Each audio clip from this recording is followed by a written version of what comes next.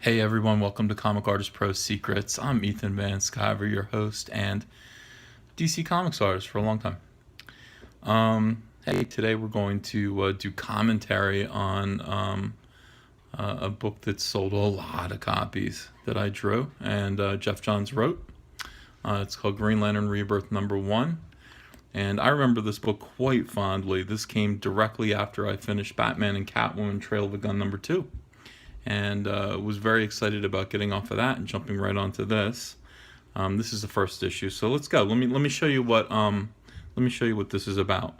Now, just on the cover, at the time, Hal Jordan was dead and was trapped inside the Spectre. Right? He became the Spectre, but he didn't want to be the Spectre anymore. And something was telling him that he needed to come back to life. So they asked me to do this cover, and this is I don't know. It's okay. The thing that made everyone very, very happy about this cover when I turned it in was this right here. The reflection of Parallax, evil Hal Jordan, in the power battery, upside down.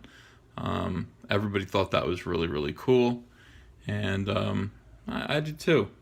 Colors on the cover. I mean, this is the thing about it. You want just green, green, green. Everything's saturated with green. It's really, really terrific. All right, so jumping right in. I remember catching a lot of heat for this right here. This satellite, which I just referenced off of the internet, had been down. It came down like decades ago. I didn't know that. I didn't care. I just drew a satellite in the sky because the important thing was just to show this gigantic, cool spacecraft entering our atmosphere. So this is Earth's atmosphere. That's funny. Oh yeah, I mean everything was just innovation all the time. Working with Jeff Johns was a lot of fun. He was quick to praise you. He was quick to give you ideas or to validate the ideas that you had, and kind of like I always thought he was like the captain of the football team. He was just somebody that people who worked with him would rally behind, and they'd want to put forth their best effort. So we've got these two boys who are hopping this fence that they shouldn't be hopping. And then I do something like this, where the spacecraft that we saw earlier was emerging out of the sun, and there was a booming sound effect, and I made the sun and the little silhouette of the spacecraft coming in part of the sound effect. And that turned everyone on too. They thought that was pretty cool. And it's all done with, speed lines and everything. So pretty cool. And gigantic spacecraft kind of crashing down here on Earth. I didn't want to draw a spaceship like any other spaceship that you'd seen. I wanted to draw kind of a very alien spacecraft that almost looked old-fashioned, with these kind of this dress on it, and certainly it's built a little bit like something that you would see here on Earth with just the stabilizing fins and things like that. And here's the big moment. Yeah, and this, I mean, colored by Moose Bauman. This is just absolutely unreal. He did a great, great job. The return of Kyle Rayner, he's bleeding from his nose. A lot of just, a lot of little tiny, if you look really close at this, like this is insanity. I really don't know why I felt the need to add this texture in here, but I was really trying my hardest. Everything, I didn't know the characters very well, so I remember buying the Jim Lee toy, the action figure of this character, of this costume, so that I could see the costume and all the way around. I knew how it worked, and that costume came, fortunately, that little action figure came with this power battery, so that made life a lot easier. And again, that's a good tip for comic book artists. If you can, buy the action figure of the character that you're going to draw, because you can see the costume, especially if you're not familiar with the costume. See the costume from 360 degrees. It's really helpful. Oh yeah, Jeff said, hey, we need the coffin that Hal Jordan's body is in, and I don't know, make it look like it would be Hal Jordan's coffin. And so here it is with the Parallax dress. And Kyle he passes out next to it. I mean, you just see this coffin, and back then you would just get goosebumps and shivers because you remember Parallax and you remember Hal and you miss Hal. This coffin is scary, and hopeful at the same time. And of course, there's just a ring of green fire around it. I was using a lot of just symbolism. I would use rings, like just circles, and everywhere that I possibly could, just to kind of evoke that sense of Green Lantern. And that's I think this book is fairly evocative in a lot of different ways. Here we we see Carol Ferris for the first time, looking pretty cute. I like her scarf. I think this was the first page that I did in one single day. All the other pages took 2 days.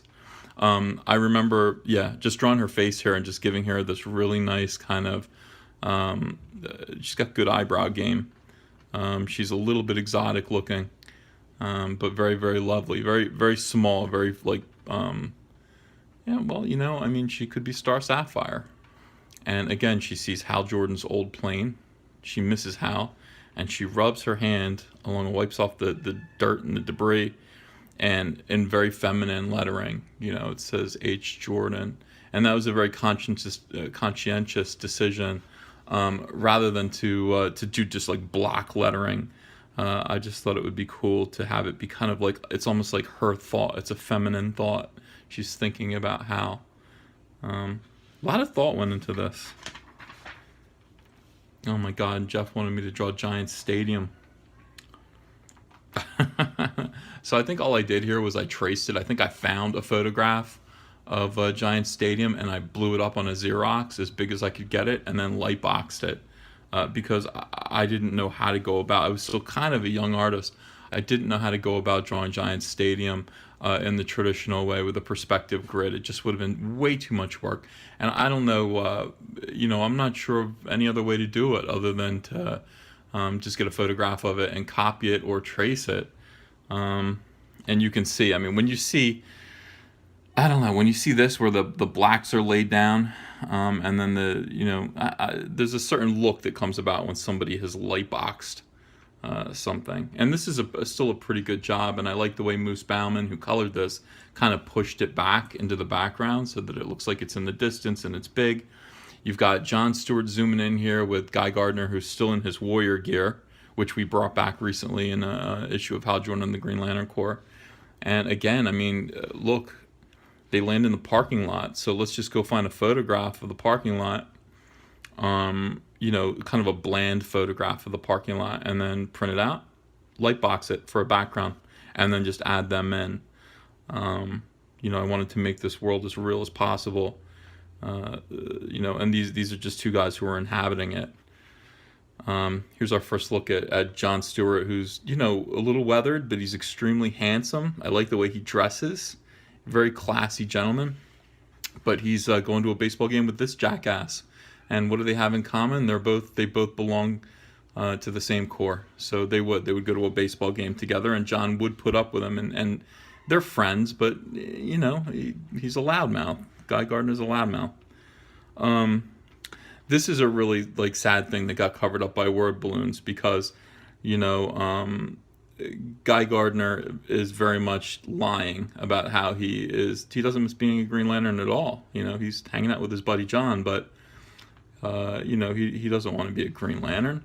And as John Stewart is walking by, inside the stadium, he passes by a sign that says "Support your team."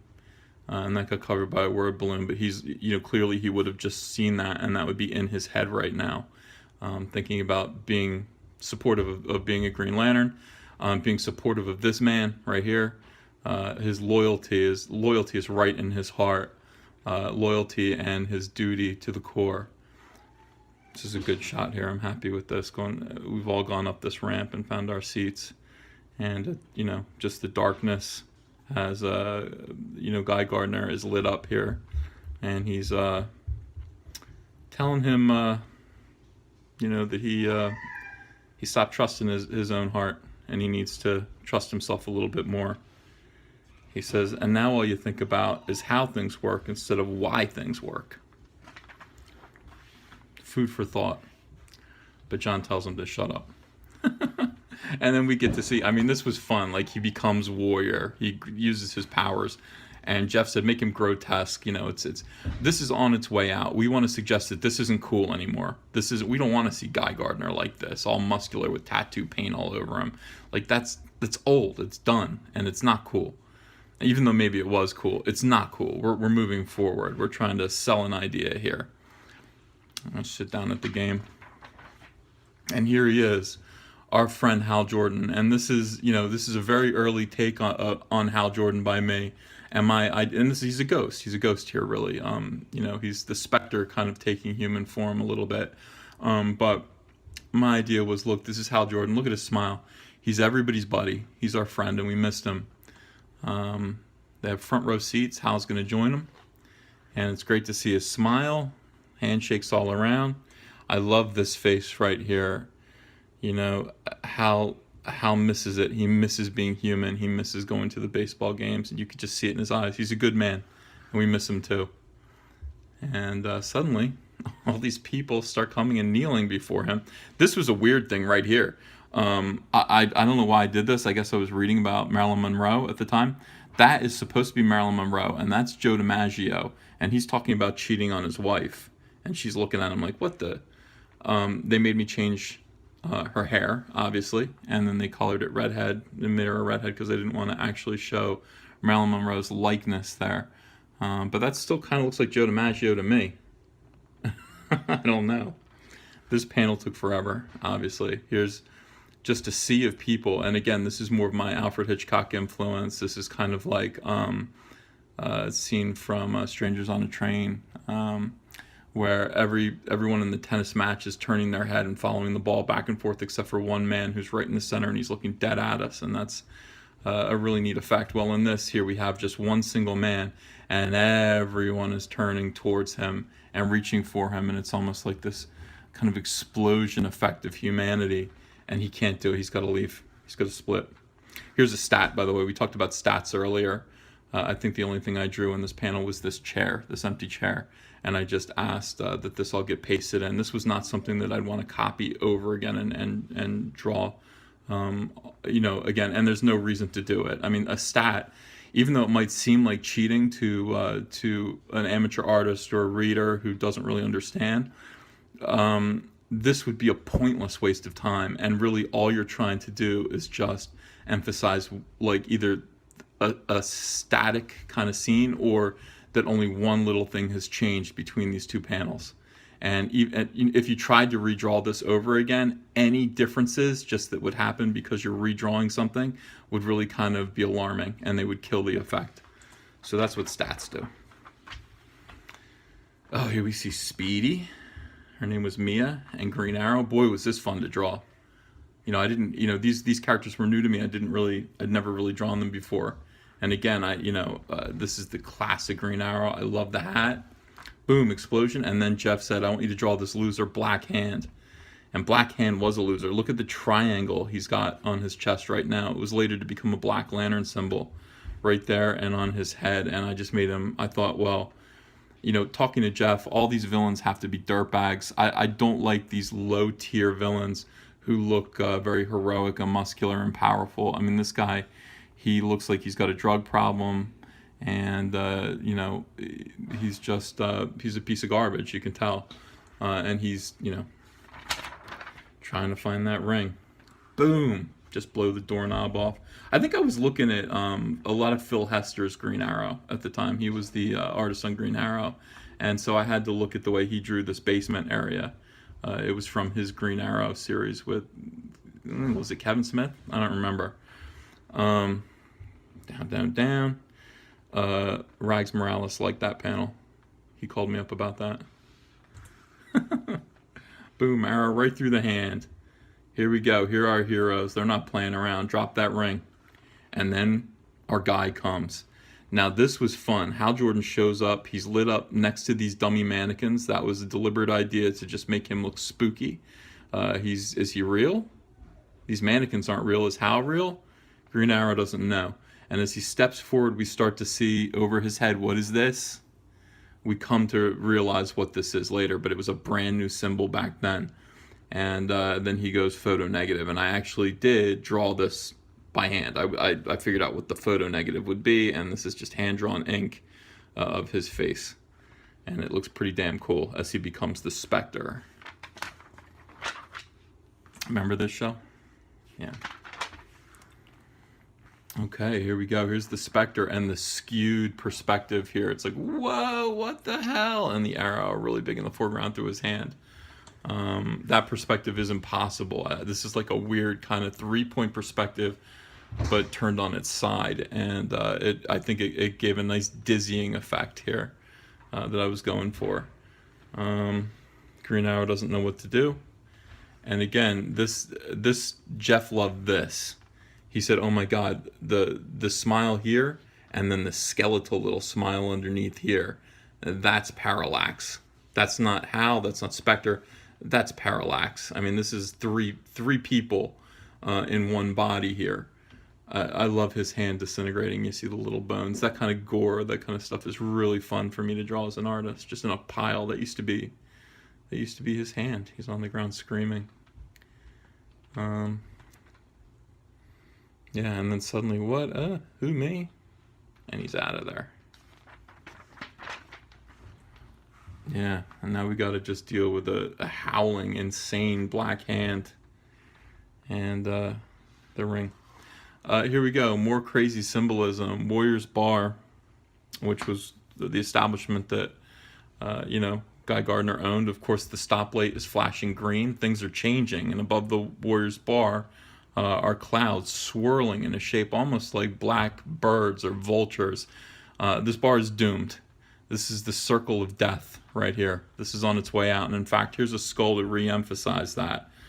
This is coming to an end. This is the past, but not only that, in a kind of creepy way, this is what's bringing on the change here. And we don't know if it's a good thing or a bad thing. Or we didn't then. Now we know it's a great thing. Guy tended to have big, gigantic statues of all his friends right on the bar. That's very strange. But the seats are power batteries. Again, it's blasphemous almost. It's like, Guy, you're so tacky. Discussing the old times. Yeah. Guy is starting to lose his warrior powers, or they're going out of control. They're going haywire. Boom. Warrior's Bar goes bye-bye, just as I predicted. I told you it would, and it did. Yeah, Coast City shows back up. It was destroyed before, and all of a sudden it reappears, but there's nothing there. It's just as if it's a city that's about to be built. It's reemerged, it's plotted out, but there are no buildings there. And these pilots don't even know what to think. And here's our buddy Hector Hammond. That's not a very good drawing of him. I wasn't sure what I was doing with him yet. Now I do. And back when the JLA base used to be on the moon, Howard Porter used to draw it, Brian Hitch used to draw it. There was plenty of great reference for this thing. I mean, just brilliantly designed. I loved drawing this. And Guy Gardner is spinning out with his warrior powers. Again, more fun, more gore, more creepiness for me to draw. And awesome that I get to do Martian Manhunter, I get to do Dr. Midnight. These guys should know everything. And then right in the corner, we have the dark black shape of the skeptic of Green Lantern Rebirth. This is Batman. And Batman, well, he knows something bad is going to happen. We see Batman again in Dr. Midnight's eyes. And again, back here, he's, this is all BS to him. He doesn't like any of this. Finally an easy panel to draw, but still that looks good. Wonder Woman, beautiful Wonder Woman, beautiful Power Girl, cleaning up the mess. The one statue that is still standing, here's our Hal Jordan. And again, this is more things that, Jeff Johns called me up like, you are so good.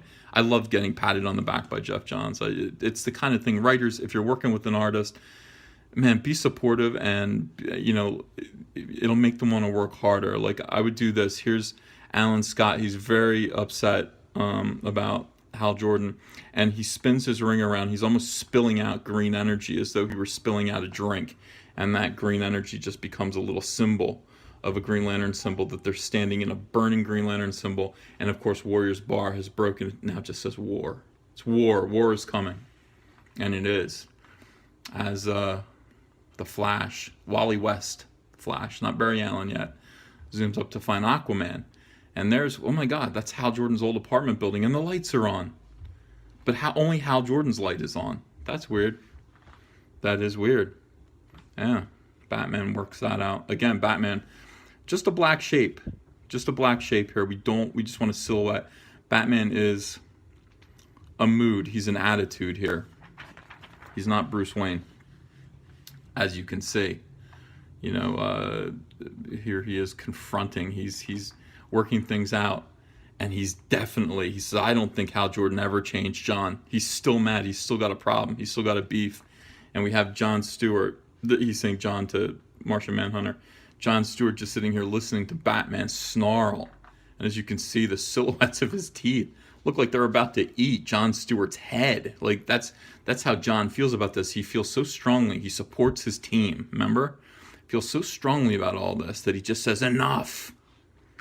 And what does he do? He lights up his ring. What? He's like, I'm tired of you. I'm tired of this nonsense. And this is what Green Lanterns do. They light up black shadows. They are light in the darkness. And suddenly he lights Batman up. He's no longer a silhouette. He's a man. He's just a person. He's like, who are you to be saying stuff like this about a great hero like Hal? You don't know. You don't know what happened. And suddenly we see Batman for what he is. He's a human being dressed in a sheet. Hal was the man without fear. Look at him confronting Batman, and Batman doesn't even know what to do. Could Batman take John Stewart in a fight? Maybe, maybe not. And I think we see that here. So shush. Yeah, here we go. Face facts, John. The real Hal Jordan is back, and he's bringing the past with him. We see Superman's fist down here. This is war. And Carol is remembering the old times when suddenly the broken down airfield becomes clean and fresh and new, including Hal Jordan's jet in primo mint condition. And we end the issue with a spooky shot of Hal Jordan in his bomber jacket saying, hello, Carol, in the rain. What does this all mean? Well, you'd have to tune in and check out Hal Jordan Rebirth #2. But boy, was this a fun book to draw, and it was a fun book to be a part of. And when it came out at a convention, Jeff and I sat together and signed these by the bushel. And Jeff turned to me and he said, Ethan, you are going to be signing this comic book for the rest of your life. I think he's right. There has not been a convention that I've been to where I have not signed a stack of these for fans. They still remember it fondly, and so do I. I hope you enjoyed this commentary track for Green Lantern Rebirth #1. My name is Ethan Van Sciver. This is Comic Artist Pro Secrets. And I'll see you again soon for Green Lantern Rebirth #2 commentary. Bye-bye. Hey, welcome to Comic Artist Pro Secrets. I'm Ethan Van Sciver, your host, artist at DC Comics, and today we're going to do commentary for Green Lantern Rebirth #2. So let me just take you back to 2004. Green Lantern Rebirth #1 had just hit a month prior. And while we were working on this series, we all anticipated that it would be received very well because at the time, Green Lantern had kind of fallen off the cliff in terms of sales and popularity. We knew that there was a fan base there, and we knew they all wanted Hal Jordan back.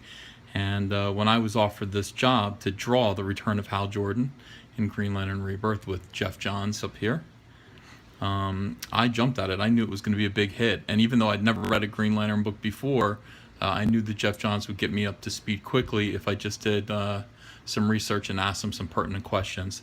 Now, unlike issue #1, this time, I don't remember why. I racked my brain trying to remember why this happened. But I kind of relented and got an inker this time. Now, I penciled and inked all of issue 1. But issue 2 was inked by Prentice Rollins, who inked me on Flash Iron Heights, and also on a lot of my work on New X-Men. But I did pencil and ink this cover, which is mental. This is crazy. I drew every Green Lantern Corps member that I could think of, that I could learn about, ravaged and dead and destroyed, orbiting around Hal Jordan like the rings of Saturn. Hey, there's even F. Sharp Bell right there. That's nice. Good to see that fella. All right, so with that having been said, let's crack this book and see what's up. Yeah, look at this. See, I'm penciling now, instead of penciling and inking, and already I'm pencil blind, ink blind. When I'm inking, there's something I can feel. I feel like the work is complete. I know what that I'm satisfied with it. When I'm penciling, it's a little bit more kind of sketchy, and I'm a little bit less sure of myself. And here with this figure, look at this Hal Jordan. This might as well be elongated, man. His torso is way too big. I don't know how that got by me, but it must have looked okay to my eye in pencil. Fortunately, it's quickly destroyed in panel 3. And here's another example of a statted panel, and we're talking about those, and I know that a lot of you are interested in why that happens.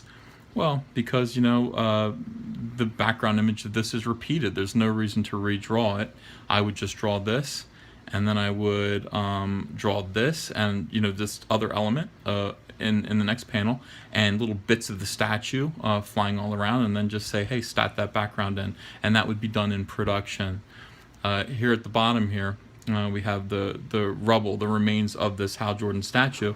And this is where I got kind of tricky with Geoff Johns, because we were told that if we wanted to, we could kill Kyle Rayner.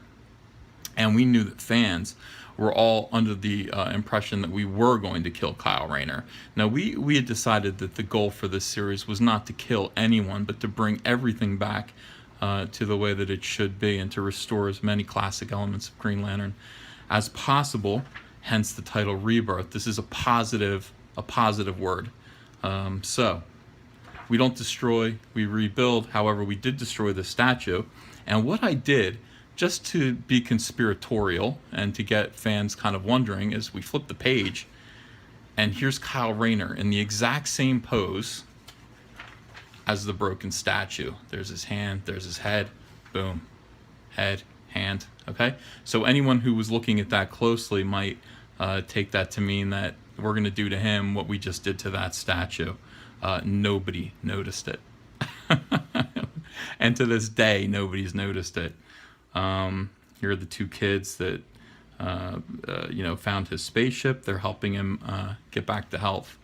Already I'm just noticing some differences in the artwork since the inker has come in. I'm seeing things that I probably would have corrected had I had fine control over the pen. And that's not to say that the inker isn't good. He's great. He's doing things that maybe I couldn't do.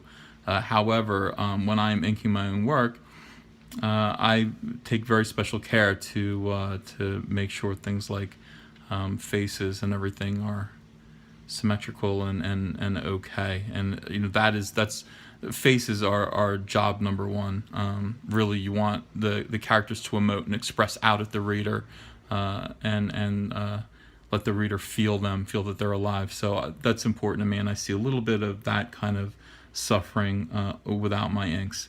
Again, not to be critical of the inker. I am a control freak. That is why I always ink my stuff, and have since Green Lantern. I'll put it that way.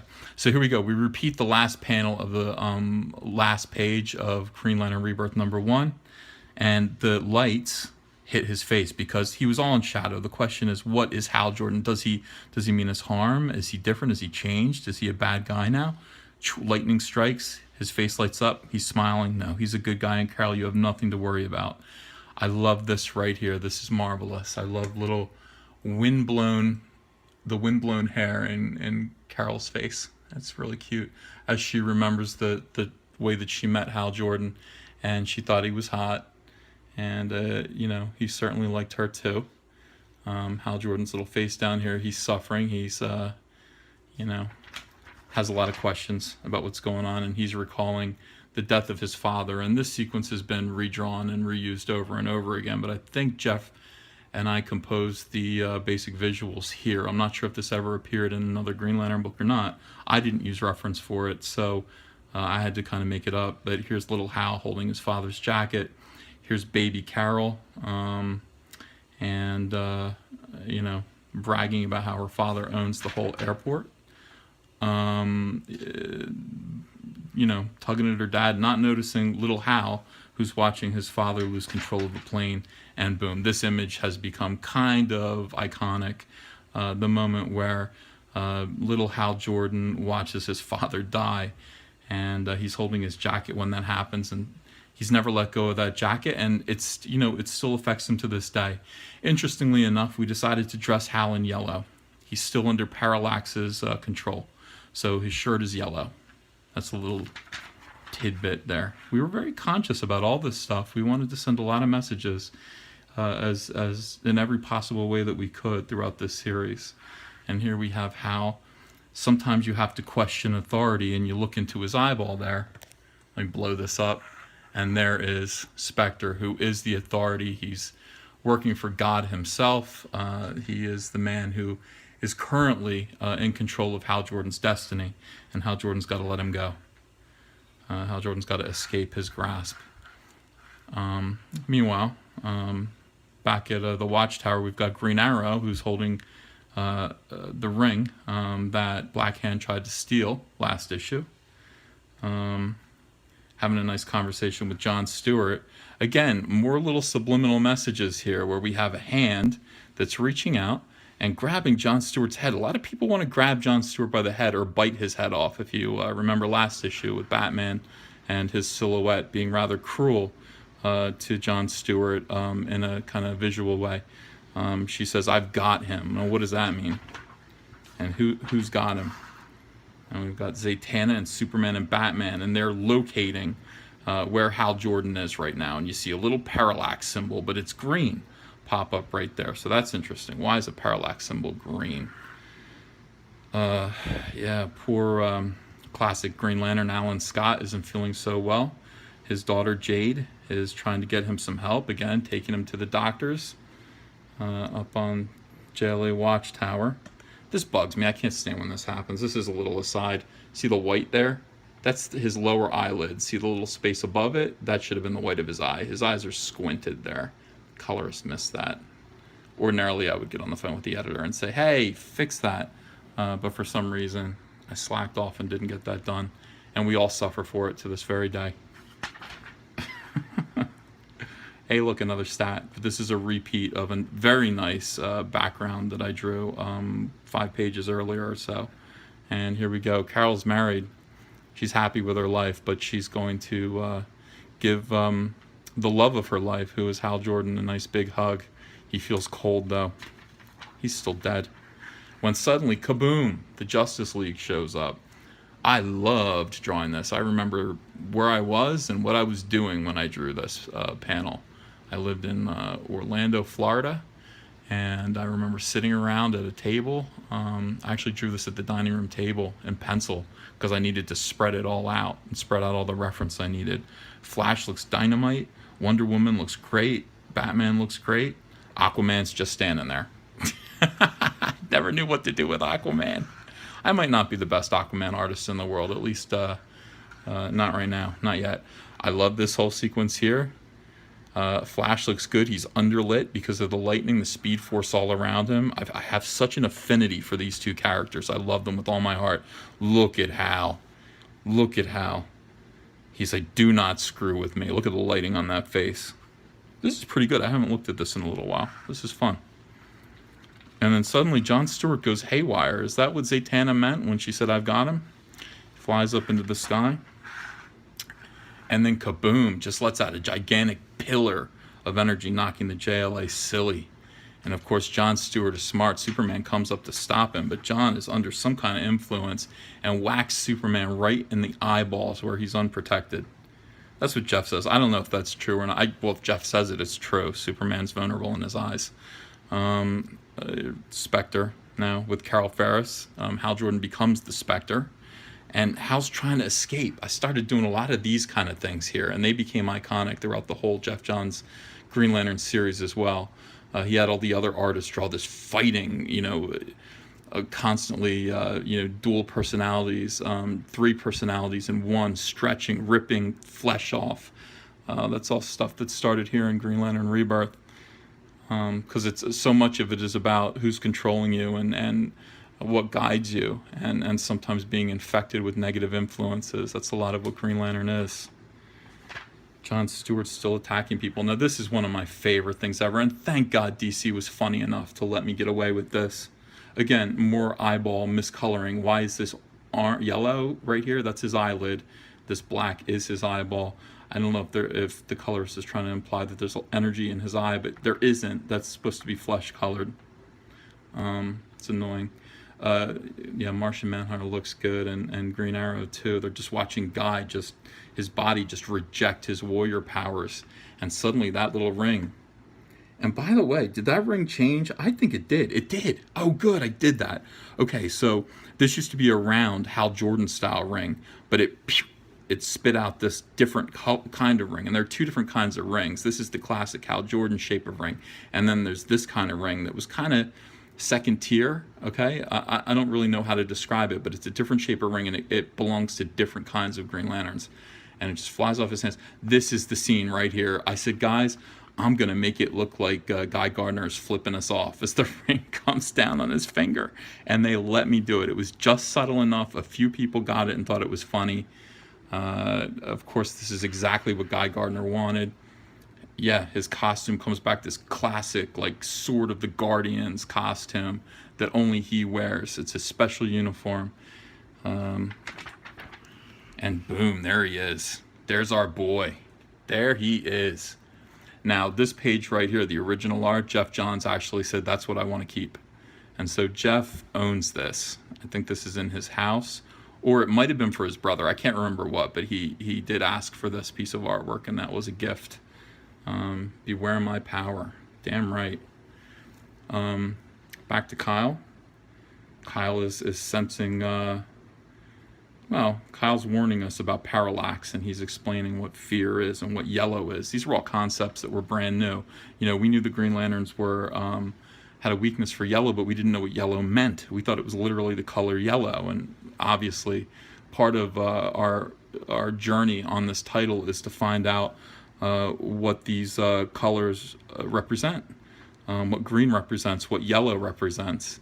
And here to help us do that, big fiery, a burst of hot breath, and the campfire goes crazy, and it's our friend Kilowog. And Kilowog, well, Kilowog's been gone for a little while, and I got to reimagine what he looked like, and I really thought about just combining a hippo and a gorilla, you know, and there's our boy, very alien looking, very realistic version of Kilowog here.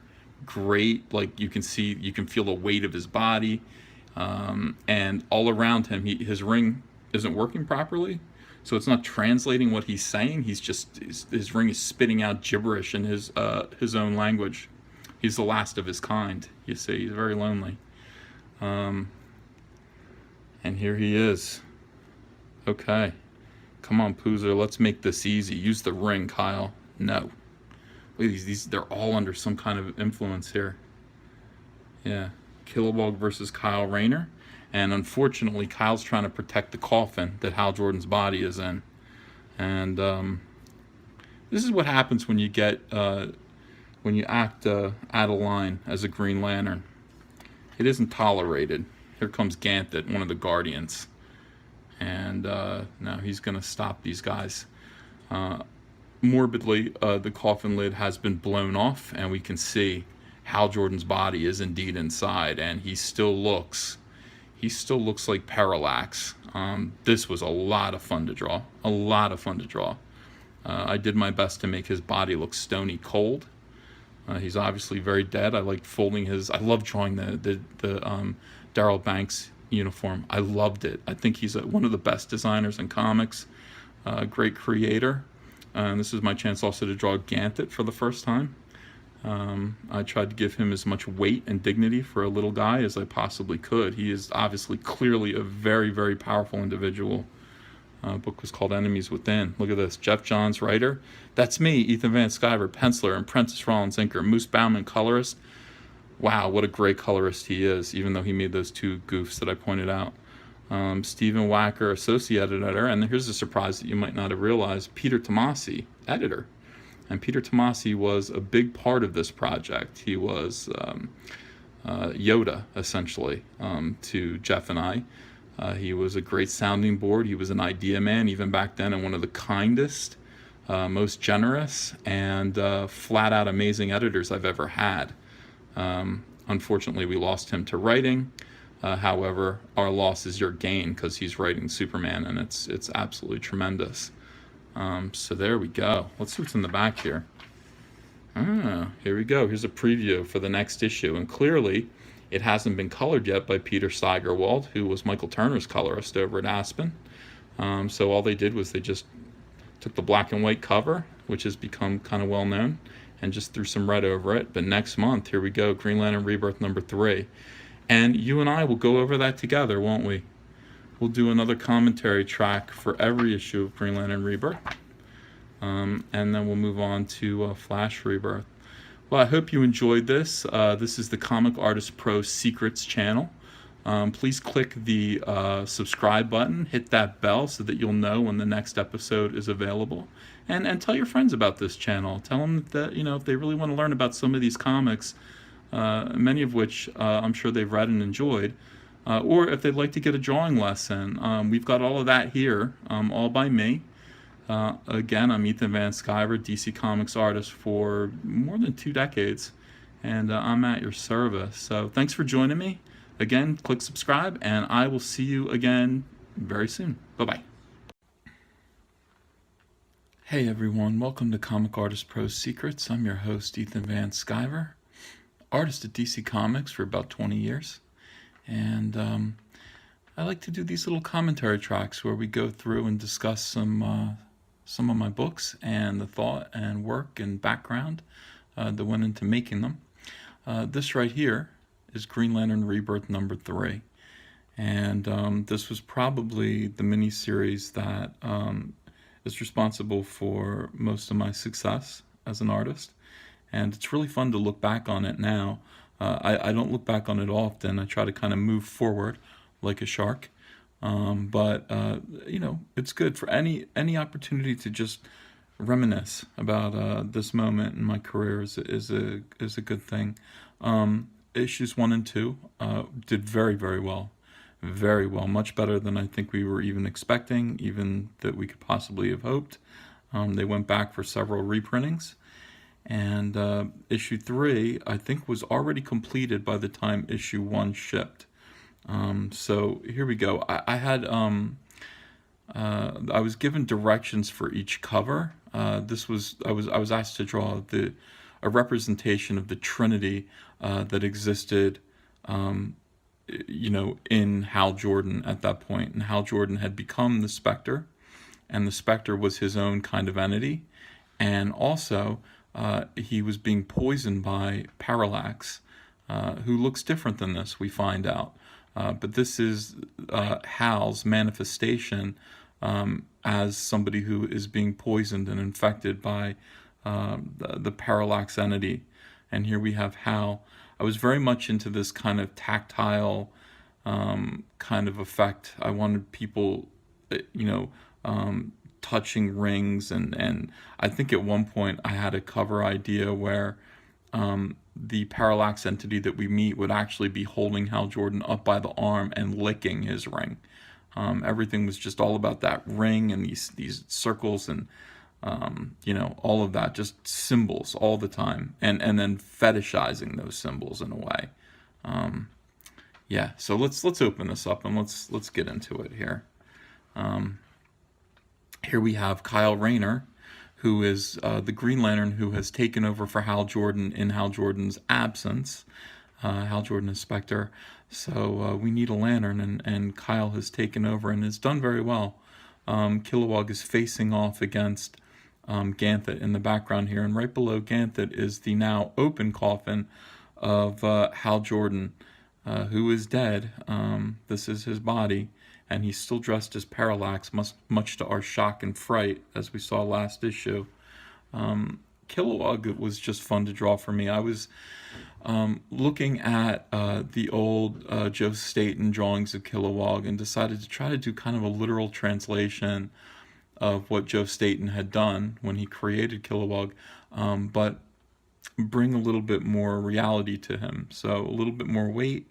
And also here he's not the guy that we know. He is possessed in a way, and angry, and under some influence. This is being inked by, I believe, Prentice Rollins. You'll notice a big heavy line here. This is something that I don't normally do in my own art, so it's interesting to see other inkers take my pencils and make different choices than I would have made. We see the Green Lantern symbol in his eyes. This is a recurring theme that I brought out in Green Lantern Rebirth, where you can actually see what is compelling a character to go forward, whether it's willpower or fear or hope, or any of the symbols that would come a little bit later. For right now, we have this one, obviously, and we're being introduced to a new symbol in this miniseries. Yeah, we have Ganthet, who remains calm. He's a cool customer. This image everyone loved. I remember. What now? I have to go back and think. I think Jeff Johns did ask me to have him just exhaling, just like snorting like a wild animal. You get a picture of bull snorting. That was kind of, what we were going for here with Kilowog, just emphasizing the big rugged animal aspects of this character that make me like him a lot. And here we go. Let's just unleash with willpower now. All of that energy, all of the will that was in his eyes on page 1 is just being unleashed in a massive beam of power at Ganthet, who endures it because he's Ganthet. It would take a lot more than that to harm this fellow right here, especially when he's doing what he's supposed to do. I mean, he has a purpose here, and that purpose is kind of being funded and supported by the green energy in the universe. This isn't. He is the master, and this guy would be the student here. And sure enough, I mean, with one hand behind his back, boom, it just unleashes a vicious onslaught that actually tears up the ground all around him. This was a lot of fun to do. This is very manga influenced, or very manga influence, with the speed lines on the ground and the just disruption all around. As you can see his outline grow and expand here, and then become these strands of DNA. Kind of, I just picture them whipping the hell out of just reality, and poor little Kilowog just I don't know. Yeah, it hurt. Didn't hurt him. It hurt him. And once again, we do the same thing. It says willpower is, extended outwards, and energy beams all made to look like DNA like strands, kind of. I don't know why. I think that was Jeff's choice. Jeff asked for that. It might have been me. I don't remember. But in any case, it kept going. I mean, each of these characters has energy signatures that are unique, and it was I think brought out in this mini-series that these unique energy signatures are unique manifestations of their will, and they need to be as consistent as possible. Fans loved it. I mean, they absolutely loved that. So it was a good choice. And once again, Kilowog tries to take a shot at Ganthet, to no avail. Yeah, meanwhile, poor Kyle, it's all he can do to protect himself. He's just endured a really terrible crash landing in the desert, and he's not really up to snuff to fight Kilowog or Ganthet, so he's generating a shield and trying to defend himself. Wow, I see Guy Gardner, a man capable. So Guy Gardner's back, and Kyle realizes now, yeah, that oh good, Guy's a lantern again. But look at this evil. I mean, this is this kind of wicked, corrupt green energy coming out of Kyle's ring. They're all being affected by this. John Stewart is, meanwhile, He's out at Ferris Airfield, and he's fighting the entire Justice League, and he's doing a pretty damn good job of it. They're all suffering. Kyle's saying, damn it, Jordan, you better be worth this. Yeah, I think he will be. Hal Jordan shows back up again, and he is right by the old Little Coast City sign. I think he's too big here. I think I drew him too big. Like, here's the background. This is more about statting. Let's draw the background, and then we just draw the figure. He pops in. He is about twice too big as he should be right there, and that's a mistake. But we're walking through Coast City, and the signs are there. Everything is there, except for the buildings. Except for one building. There's his old apartment complex, and green light just streaming out of his window. 22 Seaview.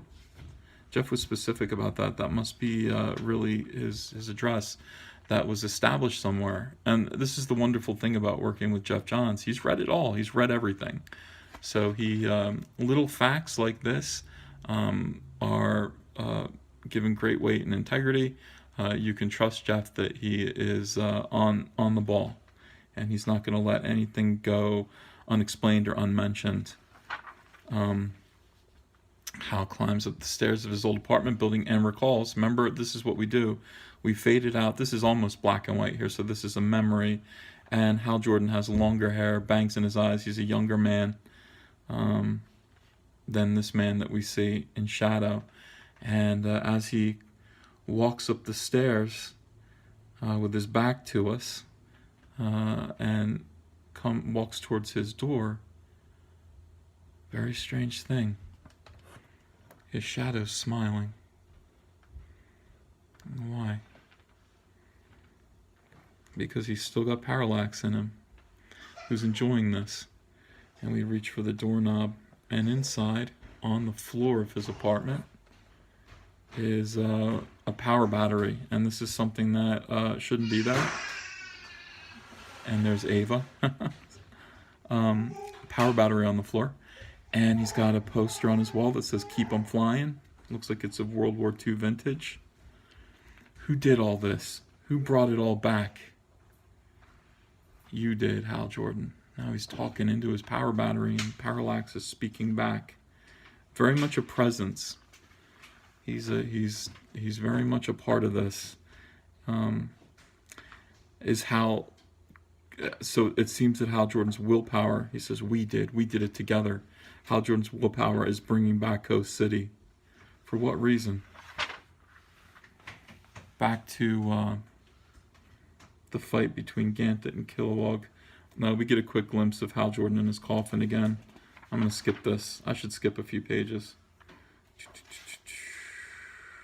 Kyle beams himself in the coffin up to the moon, the JLA moon base, where he sees that Guy Gardner just laid waste to the JLA and Doc Midnight.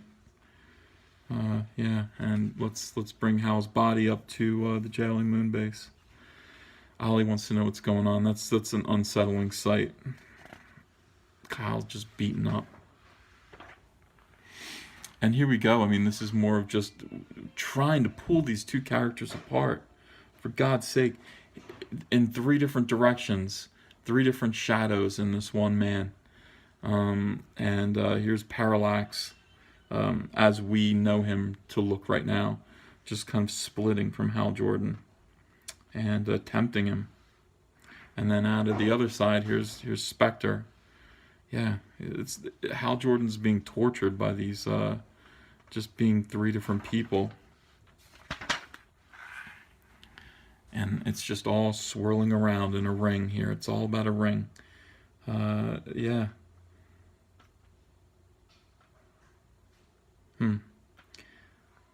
Oh, wow, it's weird. It's like I'm looking at this stuff for the first time. I remember some of the thought that went into this. Look, as the Spectre tries to tell him, there's more. You've got to know. You've got to fight what Parallax is. This is We're going to tell you the truth about what happened to you. And in one eye, there's Parallax, and in the other eye, there's Hal. Oh boy, these were heady times, I'll tell you. Penciling, just penciling, letting the inker do a lot of this work here. When you do, my initial thought, okay, when I started this about designing these characters was that a big thing that made them visually appealing was the stark contrast between the colors green and black. A lot of artists who were working on Green Lantern were so tempted to get in there and draw muscles and all the musculature of this area of the suit that they would just end up kind of, in effect, making the suit green, and when the highlights are added, gray. Green and gray do not look good together, really. Green and black look sharp. So I just started saying, look, everything is black. It's just black, silhouetted out. And why? Because his costume's made of energy. We've said that over and over again. I mean, they say, look, he projects his costume onto him. It's not really fabric per se. It's made of willpower. Therefore, if it's made of energy, this should be green, and this should be the absence of green. It's just black. It doesn't reflect back light at all. It's just black. So when you do that, this looks really sharp. It's a very simple drawing. Again, having a model of this power battery was really, really helpful in drawing it many times. But Kyle charging the ring and having a beam come out of the power battery that splits up the black of his uniform into essentially just speed lines that recede back into the power battery, and then seeing the contrast with the black of his suit really worked well. It was very, very visually appealing. And Kyle is ready to go now. He's doing better. And we're learning the truth. We're learning about Kyle basically saw Parallax. Now, here's the thing. This symbol was extracted. Well, first of all, Jeff asked me, he said, hey, draw the yellow, or the parallax symbol, I think he called it. And there was no such thing. So I had to design a symbol, and I tried to pull it from the original design of Parallax. Let me see if there's a good way to show you that here, because Parallax does kind of, I don't know if I have a good shot of him in this. Well, when I get a chance to do that, I will do that. I'll show you exactly, no, not there either. I'll show you how that came to be. But basically, I pulled this design out from the original Darryl Banks Parallax suit. And you can see here, I mean, this symbol is as old as the universe and maybe even older. If you were to travel the universe and look at, just ancient people from all over planets, like just, light years away, they've been drawing this little symbol and understanding what it means forever. But in this, I mean, these poor people actually met the real Parallax entity, and here he is for the first time. Here it is. This is the Parallax creature. Now, it could have looked like anything. Jeff asked for me to draw it as a monster, and my feeling was that it would be very primitive, so it would be insect-like. It would be a very primitive form of life. And all throughout it, you can see, like, why, what is this symbol? Where did it come from? Well, it's all over him. I mean, if you saw this mouth coming at you, about to engulf you in fear, about to possess you, you would see this symbol within the mouth. It's almost like these ancient beings struggling to comprehend this incredible elemental force broke it down into this one little shape, and this shape has become the symbol for people who worship at the altar of this creature and his faith, which is fear, ever since. And it's only now, it's only now that our guys are learning about this, and what essentially happened to Hal Jordan, what caused him to go mad and do terrible things. He was under the influence of another creature. Here's another shot of the Green Lantern Corps that was really fun to draw. These are all early Green Lanterns. that I love Jon Stewart in an old version of his uniform. I think Hal Jordan is in the Gil Kane suit. Is he? Or no? I think he might have shoulders there. Yeah, remembering this moment where he realized his hair went gray. And, I think, they did this in the comics. Hal Jordan was suddenly old. I mean, they put gray in his hair as if he was becoming seniority, as if he was aging. And I'd be very much against this just because I don't think our heroes do age. They've got to, just because we're aging as readers doesn't mean they're aging. They're not aging. They have to remain healthy and fit for the next generation. So this is a very strange choice that happened in the late 80s and early 90s, I think, giving Hal some age. So we explain that away. I mean, that was, some people say when they suffer terrible frights, their hair goes gray, and that's what happened to Hal when Parallax entered him. Yeah. Let's skip all this. This is a nice recap of his crimes under the influence of Parallax, which I don't really care to revisit. This was a splash page of how once he first hit his Parallax uniform, he entered the power battery, and the creature was living within the battery, and there he is. What I did was, the original Darryl Banks drawing had him in this pose, and I thought, Parallax is there with him. He's invisible. So his hand is up, and you think he's raising his hand in a powerful gesture. He's actually petting Parallax's little face. Parallax has his fingers in his chest where his heart is. Just like the cover right here. Just holding on. Fear has got a hold of your heart. And Hal's just holding his little arm here with his other hand. I just thought it'd be interesting to take that piece of artwork, shoot it from another angle, and show that it meant something else than what we thought it did. And of course, as Parallax during the 0 Hour event and final night, he just laid waste to everyone and set a bad example for his fans, which isn't great. And we're learning all this. Hal's learning all this now. No, you're not Parallax. You are. Look, I love this. Just constantly emerging from each other, and then just wow, ripping Hal Jordan's face to pieces. Parallax inside. Oh, that's sick. Look at his teeth in there. Oh, what the hell's wrong with me? There he is. Yeah, now we see just the inhuman aspects of Parallax. We're now convinced as readers that this is no longer Hal Jordan with a whole lot of power. This is something that is demonic. It's a force that's possessed him, and here's the skin of Hal Jordan that's being peeled off. That is really, really sick. And then suddenly, who woke up Parallax? Who woke up that sleeping monster? He's been in that power battery for ages. Who woke it up? Yellow arrows. Just boom. Yeah, who woke it up? Who could it be? Who would? Oh, it's our friend Sinestro. Yeah, when I drew this, I thought it was cool. Now, looking at it, it's horrible. And,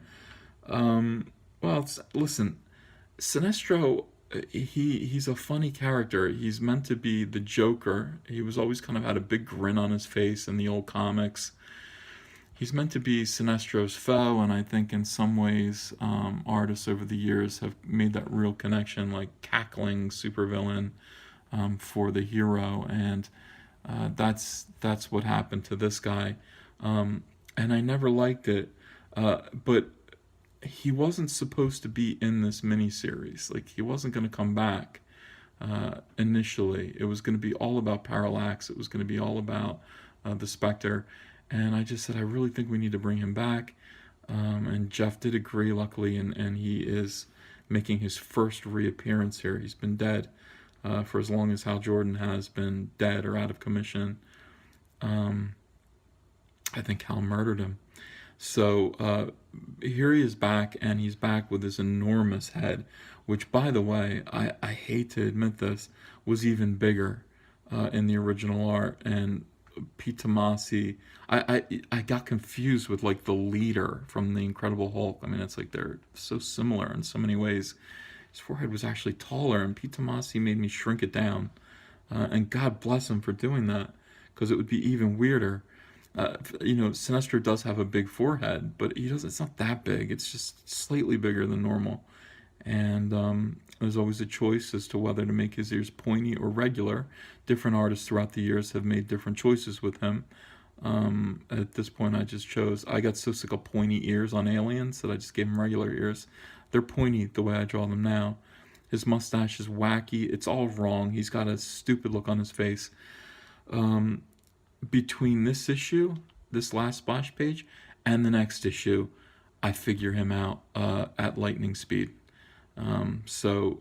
With Green Lantern Rebirth number 4, you're going to see Sinestro start to become the Sinestro that I realized he was and always should be, and would later become even more so. This issue was called Yellow for good reason. We explain away what the yellow weakness is, and make it finally make sense in a way that's pleasing and not silly. Very, very smart thought work by Jeff Johns. The amazing Pete Tomasi. I believe Dan DiDio had quite a hand in this as well. All working out an explanation for the, I think, very strange and almost unfixable stories of the 1990s, where Hal Jordan disgraced himself as a hero. This entire book, we needed to remove that burden from him, and let you know that he's not guilty. Not guilty. Written by Jeff Johns, penciled by me, Ethan Van Sciver, inker Prentice Rollins, who was inking most of my stuff back then. He was given to me on impulse as an inker, and somebody said, "Oh, you draw real fine detail." Well, he's a good inker for that kind of thing. Moose Bauman, colorist, doing top-notch work. I mean, just throughout, work that would really make him, give him some opportunities in the business. And Harvey Richards' assistant, great guy. Peter Tomasi, he could be considered the MVP of Hal Jordan and Green Lantern in so many ways. I don't think I've mentioned it before, but I'll tell you now. He was an editor, and they said, "Do you want to edit the Green Lantern franchise?" And he said, "Yes, only if I can bring back Hal Jordan."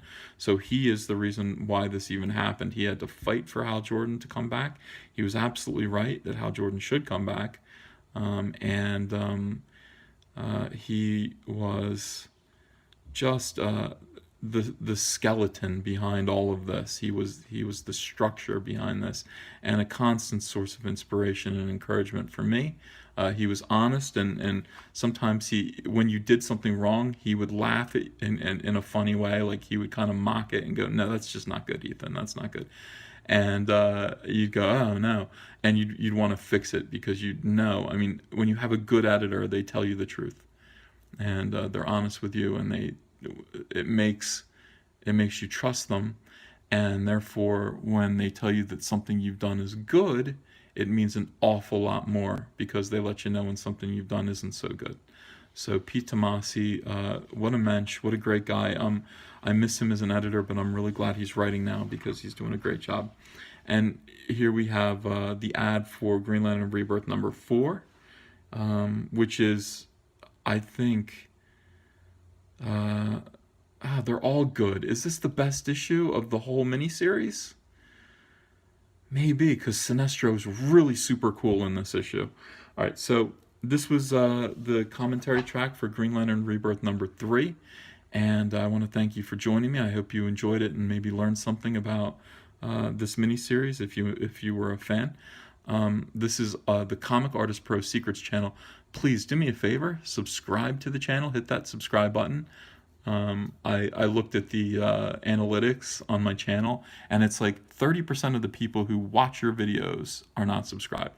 So it does actually mean something to me, and that you do hit that subscribe button, and that you do hit the bell for notifications. We're going to go through this whole mini-series this week and do 4, 5, and 6, and then we'll talk about the collected editions and things, and what came from all of this.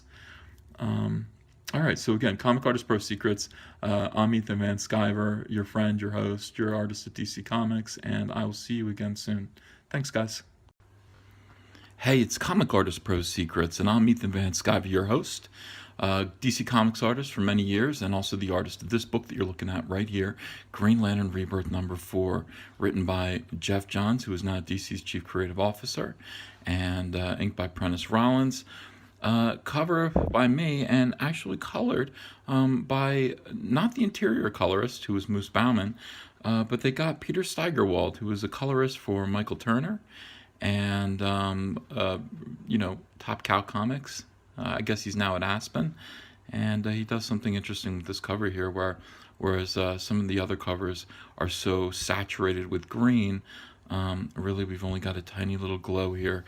Kyle Rayner is knocked out, and poor Green Arrow is trying his best to utilize the ring against an unseen foe, and it's not lighting up the room, is it? No, it is not.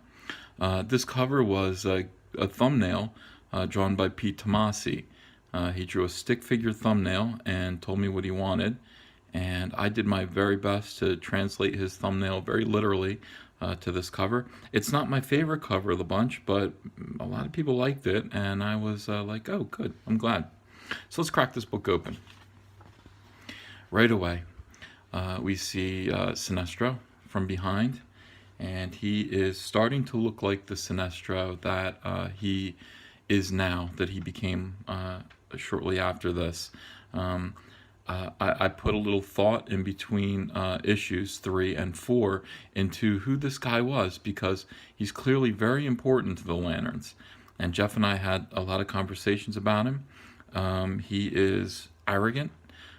He is impassive and cruel.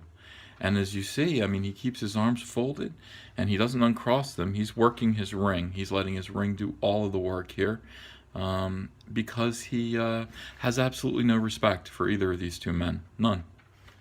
So here we have Parallax, Hal Jordan's corpse behind our two heroes. They're protecting it.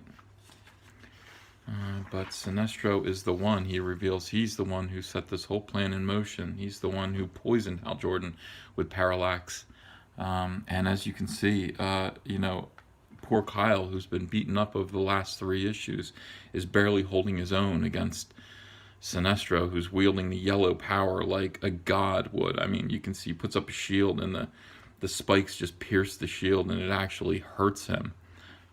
Poor Green Arrow is still poked with yellow construct arrows that Sinestro shot him with last issue. These guys are beat up.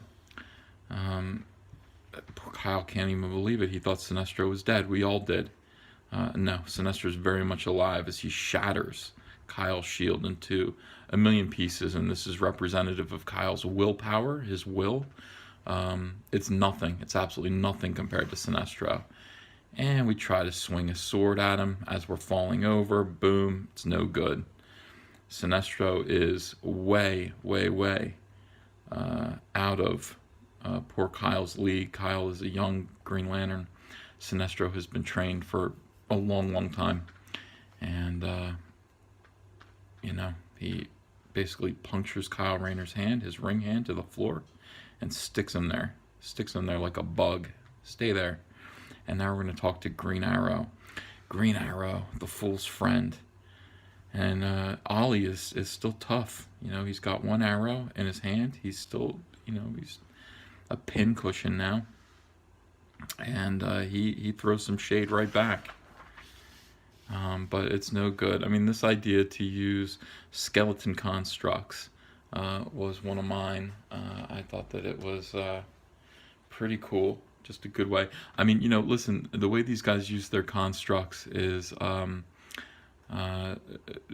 of represents how they think and the way they feel, and a lot of what's going on inside of them.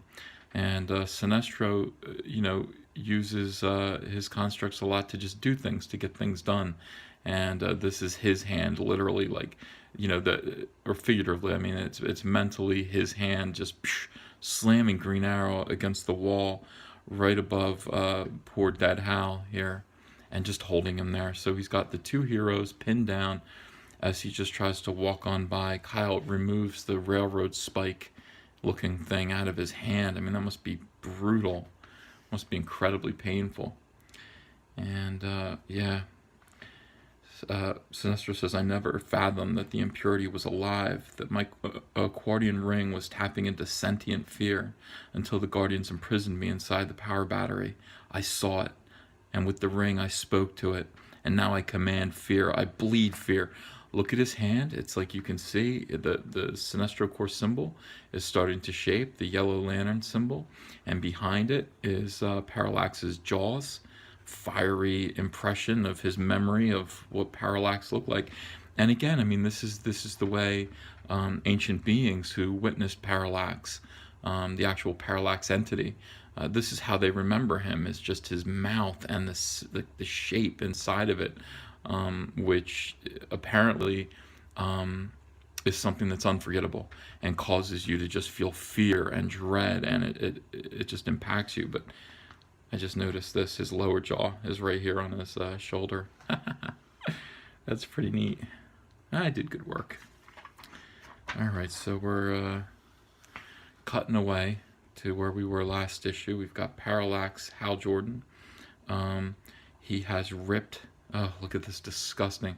He's ripped Hal Jordan's flesh, his shell off of him. He's got Spectre ringing all around him, and yeah, trying to gain control of the situation. Yeah, and he just goes ahead and destroys the apartment complex.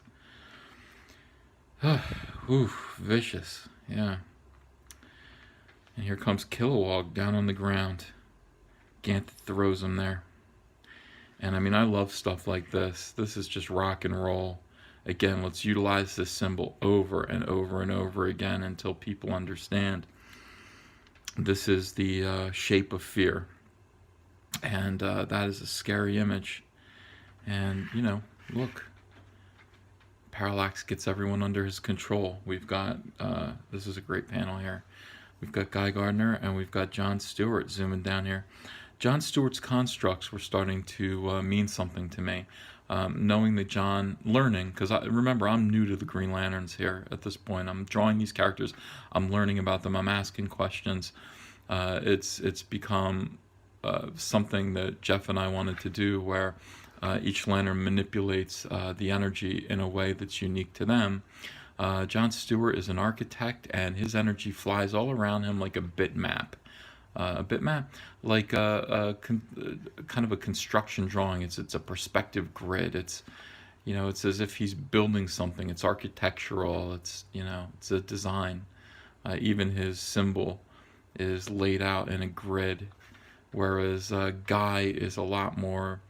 Jeff described him like a buzzsaw, just, you know, just sparks flying as if he's welding something all the time. Pretty good visual images, and they really set these characters apart. You know why do we have so many Earth Lanterns? Well, I don't know, but aren't you glad that we do? Because they all are also unique and also interesting.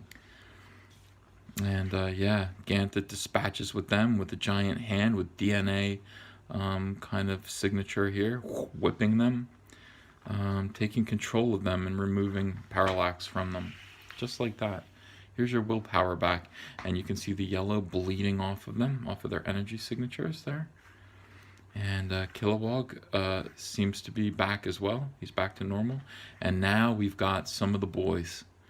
You know, we've got 3 of our boys together, led by Ganthet, and here is the imposing, terrifying Hal Jordan Parallax, and we know what he's capable of. We know what he's capable of because we read Final Night. And then all the superheroes doggy pile him. Yeah, this was fun to draw. Just everyone.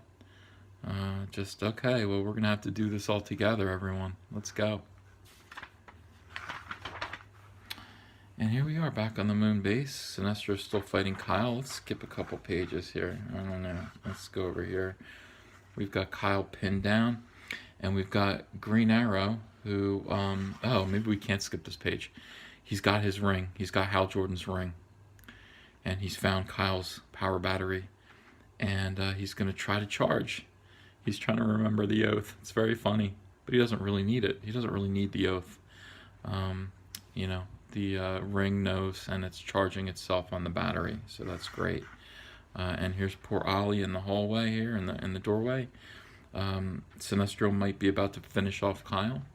Sinestro's, look, I mean, he's just taking it light. He doesn't care. Yeah, Ollie's gonna see if he can do it. And he musters all of his willpower, and this is what he can do. He can make this arrow, and you can see the little symbol in fire on his chest starting to form. Is he capable of being a Green Lantern?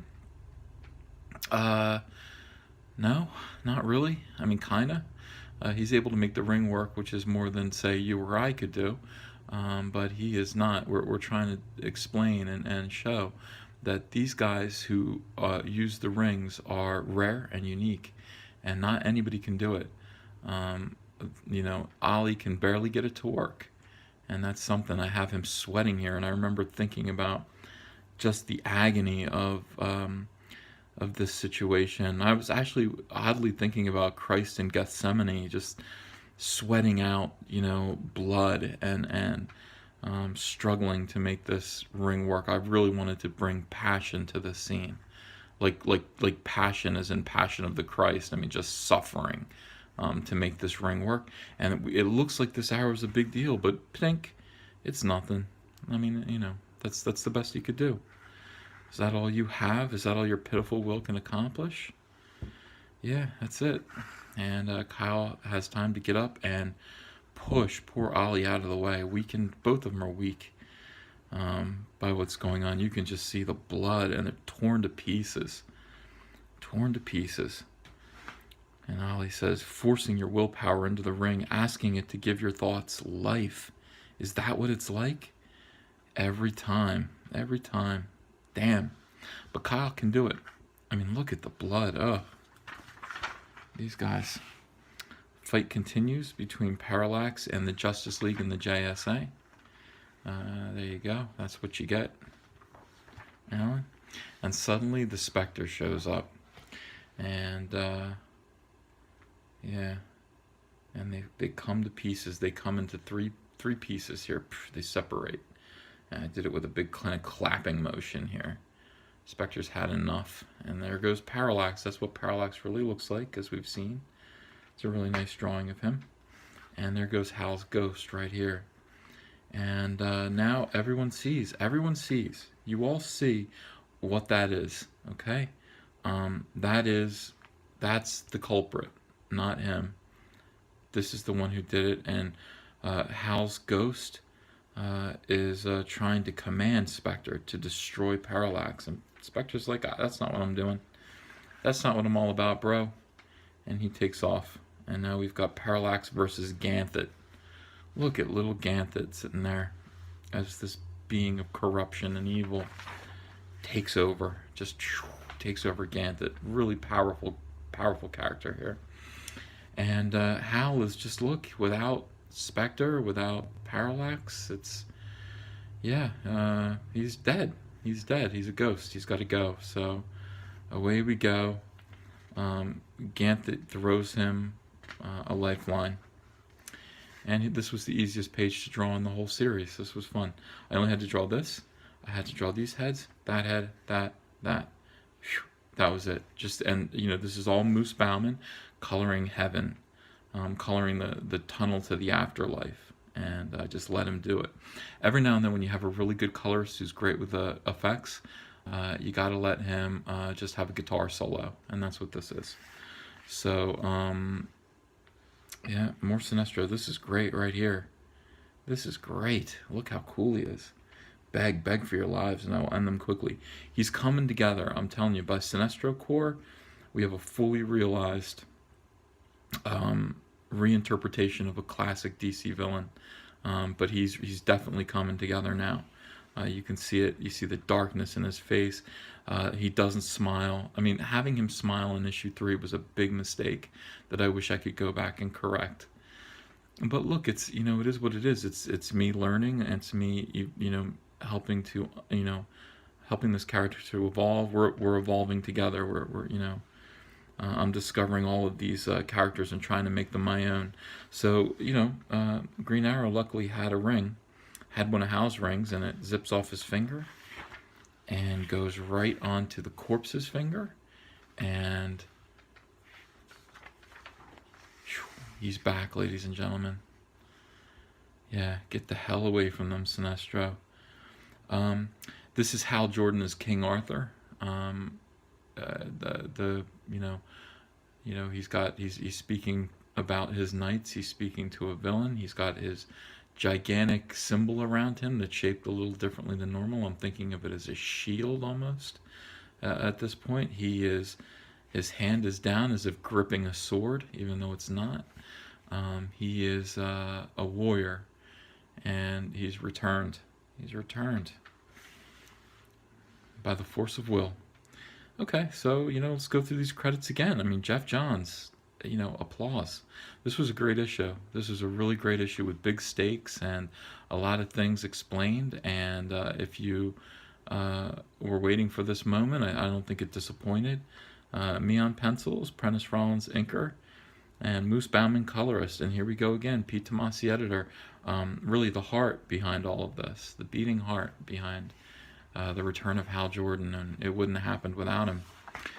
And then there's a advert for a horrible video game version of a terrible movie, I think. If this is a sequel to The Matrix, yeah, it's a terrible movie. Green Lantern Rebirth number 4. There you go. What did you think? You want to leave me any comments? Do you have any questions? Tell me what you thought about the evolution of Sinestro and how you can see him changing in this issue. Tell me how it made you feel to see Ollie using the ring, and do you think he'd be capable of more than that, or do you think Geoff Johns got it kind of right there? The return of Hal Jordan, did it stir your heart? And yeah, I'd like to know. So leave me comments. Please subscribe and hit that bell if you haven't already. Let me see here.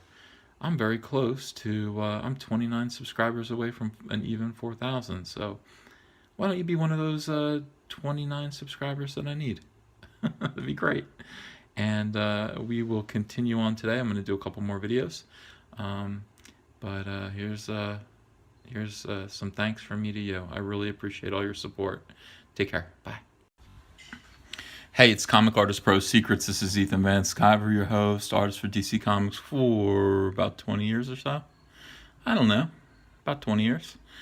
Hey, so welcome to commentary for Green Lantern Rebirth number 5. We've done 1 through 4, so let's get to 5. Written by Geoff Johns. I'll tell you, a man and a half right there. Ethan Van Sciver. Prentice Rollins is the inker. This cover right here was done very quickly. I was at a convention in Texas, and I think it was a Wizard World show, and somebody from DC Comics was there, a representative, maybe the assistant editor or some assistant editor, and they needed this cover right away. It needed to get sent to the colorist, Peter Steigerwald, so it could make the catalog, and I had to finish this cover up in my hotel room. And I remember literally handing this cover off to an assistant editor who actually came up to my hotel room and pounded on the door like that. So that's the hurry that we were in to get this book finished. The cover was it the last thing? It might have been the last thing to do for this particular book. Anyway, I do remember that vividly. Here we are. Hal Jordan has just come back from the dead. Kyle Rayner looks gruesome, absolutely gruesome. Here's a shot of Hal Jordan's fist and his ring that got reused and recycled in several places. I think it was used in the gigantic hardcover edition of Green Lantern Rebirth. Yeah, and here's our guy, and he looks cool. It's like, this is the kind of shot that you would want to make bigger. I think I deliberately wanted to kind of just subdue it a little bit, just to show the scene. I mean, we've had a close-up we've had a extreme close-up, and then we need an establishing shot, and that's usually not the way things go. I mean, traditionally in comics, you do establishing shot, another like a broad establishing shot, then a kind of closer establishing shot with characters inserted, and then close-up. But Jeff has written this in a different way, which is maybe more exciting. So you open up and you see close up of Kyle in pain. You see a close up of the ring, and then you hit the establishing shot where you actually get a full figure shot of Hal Jordan, and you've got a full figure shot of Sinestro. You've got our other two heroes that are they've been dispatched, and the whole place is on fire, and Sinestro looks on. Yeah, I mean, I didn't want to do much with him here. I mean, I think another artist would have had him just furious or something. No, it's just Sinestro has dignity. He is angry. He's angry in his heart. He's angry in his head. He's not angry on his face. That's not what Sinestro does, at least not right away. And this was something else. We have the moon base that I got to draw again, the JLA moon base that was in all of the Justice League books at the time. I loved it.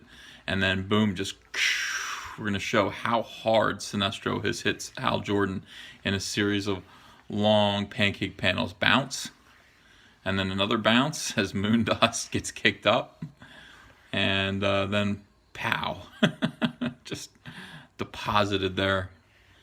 And yeah, oh, it's good to be back. Good to be back already. You've only been alive for 30 seconds, and you've already taken a really hard hit to the face, and living feels good. And here comes one of the best shots of Sinestro in the whole series. Furious now. Now there's rage on his face. Now he's coursing with yellow energy, and he's coming at Hal Jordan, who's trying to get his ring to work. His ring's good. It's 99.4. That's not bad. If your iPhone said 99.4, you'd be like, all right, I'm good in charge, ready to take a jog. Slams into Hal. We've got all these wonderful, colorful effects, like fireworks popping everywhere. This is all just stuff I'm developing as I'm drawing this book. So much of drawing a Green Lantern is about the effects. And then we take our extreme long shots, okay, away from the moon as these tiny little streaks of light dance around each other and end up twisting. And I like this panel especially. It's just twisting and turning together, just hitting each other and in and out of meteors and just random chunks of planet floating around here. Looks like Sinestro bounced off of one there. And yeah. My Emerald Girl is waiting for me, throttling like an F-16. He missed that ring, and it's working for him. He can pilot that ring just as easily as he can an F-16. And here he's got Sinestro in a headlock. Sinestro is engaging with Hal Jordan physically, something he wouldn't do with anyone else. He's actually fighting. He's getting his hands dirty. He's fighting.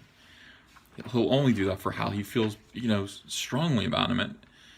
Here's a big, again, I talk about King Arthur, and this is, Excalibur, being unleashed on Sinestro here. Just a big shot. Sends him reeling, and then, coming right back with shards of just vicious yellow energy. Yeah. This took a while to draw right here, where Hal's will actually breaks individual shards of yellow energy. Just that took a long time to draw. He doesn't just use a shield to protect him the way Kyle did. He actually disrupted the entire onslaught one at a time, all at once. So it's pretty impressive. You are a murderer. So here we go back to the moment where Hal Jordan first met Sinestro. Nice plane here. I probably just lightboxed it. It's like at some point, if you're just doing an establishing shot of an airplane, it's not doing anything. It's not in action. It's just kind of, it's not like it has UFOs chasing it. So it's not a character. It's an establishing shot. So I think I just probably traced that. I might have traced this too. I'm going to just lightbox that from something. I don't know if I would, nah, maybe, I can't remember.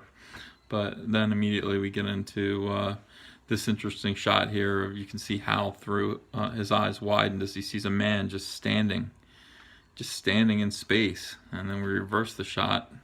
I mean, that would be a weird thing to see. Be a very strange thing to see. And then boom. The airplane just explodes. Like, you wouldn't think that would happen. You'd think that Sinestro would be cut into rivets, but no. He explodes the entire plane and captures Hal, who is furious. That was an expensive plane. Here's Green Lantern. Here's Green Lantern Sinestro.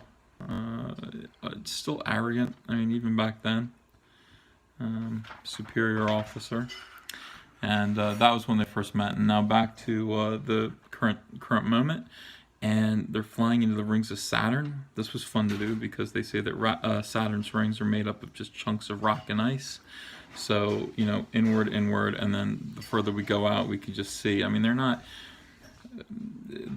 just chunks of ice, and they're not all that close to each other. But this was just dynamite. So fun to draw these tiny little panels, tons and tons of just rocks circling around as Hal Jordan and Sinestro do this kind of insane, angry, but beautiful kind of ballet dance of light in between these chunks of rock. And this is, you know, I always said Hal Jordan would make very practical constructs. You know, if all he wanted to do was take these two rocks and smash them against Sinestro, we'll just make two big rods here that'll push those two rocks together. Why be cute and funny about it? That's not who Hal Jordan is. That's who Kyle Rayner is. That's who Guy Gardner is in a way. Hal Jordan's not playing around. He's just he's finding the right tool to get the job done. And plus, I think constructs are boring. Like really elaborate constructs are boring. I mean, it seems like they're going to be cool, but when you're watching the actual book happen, it's frustrating because it feels silly. Like, it feels like they're not taking it seriously. And so that's what he does. He smashes the two boulders, the asteroids, against Sinestro. Sinestro is just fine. Didn't hurt him at all. Nice shot. Again, just the amount of rock and ice in Saturn's rings. And he's gonna, you know, he's talking about how he's gonna go kill Kyle, but no. Shunk, shunk, shunk. This is a great shot here, and this became important. Jeff didn't ask for this. I think I did this on my own. I thought it would be good revenge for Kyle to stick arrows in Sinestro's back in the shape of a flaming Green Lantern symbol that would likely leave a scar. And we see that scar for the first time in Sinestro Corps War Special #1. We see that it actually did scald him and leave him disfigured. These effects, I mean, you know, the stuff all around Kyle Rayner here is just me. I don't even know, just experimenting. It's like, okay, so he's got these lines down the side of his arm, so we're going to pull those out, and on his legs we're going to pull those out. And, you know, everything's about a ring. He's got these two symbols, pull those out. Just making interesting patterns around these characters all the time. The change and are always interesting to look at. And now we pinned Sinestro down to this rock, this asteroid, and the arrows have pierced him through the other side, come out his chest, but he breaks out. And we copy these two panels. They're reversed. They're so close. I mean, they're in so many ways they have so much in common. They're just opposites at the same time. It's tragic. And then kaboom, we slam those rings together. That's what you'd want to do. You just want to slam those rings together. And he breaks his ring. And Sinestro disappears, but he's disintegrating, but he smiles as he goes, and all that's left is teeth and an eyeball and a couple of vertebrae. And that's the kind of stuff I like to draw. So now we're victorious. I'm still only penciling at this point. I remember this panel here was something that annoyed me because there was a lot of rendering on this face. A lot of line work. You can see, like on the lips and right under here, you can see that that's very strange. Like, why is his face so bare in terms of, line work and shading when his lips are so nicely shaded? The editor got sick of it. The editor decided this was too detailed. He did not like all the hatching on his face, and he actually had the inker remove it. Which, hey, Pete, I mean, he'll sit there. I think he said something like, they look like train tracks on his face. I was like, ugh. Okay, that bothered me. I don't think I complained too much. I just kind of gave him a, what? And he never did it again. But yeah, so that stands out to me. That looks weird. And here we go for the first time. We have Hal and Kyle meeting, and you can't repeat this enough. I mean, you gotta just, whenever you can, embed the symbol in there. And fortunately, I'm someone who likes to hide messages in my work, and so things like this come very natural to me. Ways to find ways to hide the Green Lantern logo in backgrounds. Yeah. And Kyle and Hal are sorting each other out here, like who's who and where do I fit in and all that. And Hal lets him know. He's like, you're a Green Lantern. You're on the team, which is very pleasing to Kyle. In the meantime, Parallax has infected Ganthet, and look at this mess. I mean, a parallaxized Ganthet. Yeah. Enormous. He's looking a lot more like the creature than Hal Jordan did when he was infected. I mean, he's got the big broad shoulder pads and everything, but he's also got the weird cricket legs, and this is Batman's kind of having an I told you so moment here. Rings aren't working. So here come our guys. And this is the first time I think I just decided these were sirens. This could be making a noise. I don't know if it's making a noise, but it's rotating around like a police siren. And we start to do multiple Green Lantern symbols coming off of them.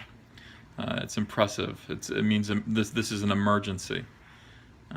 Kilowog looks great here. They all do. This is a good panel.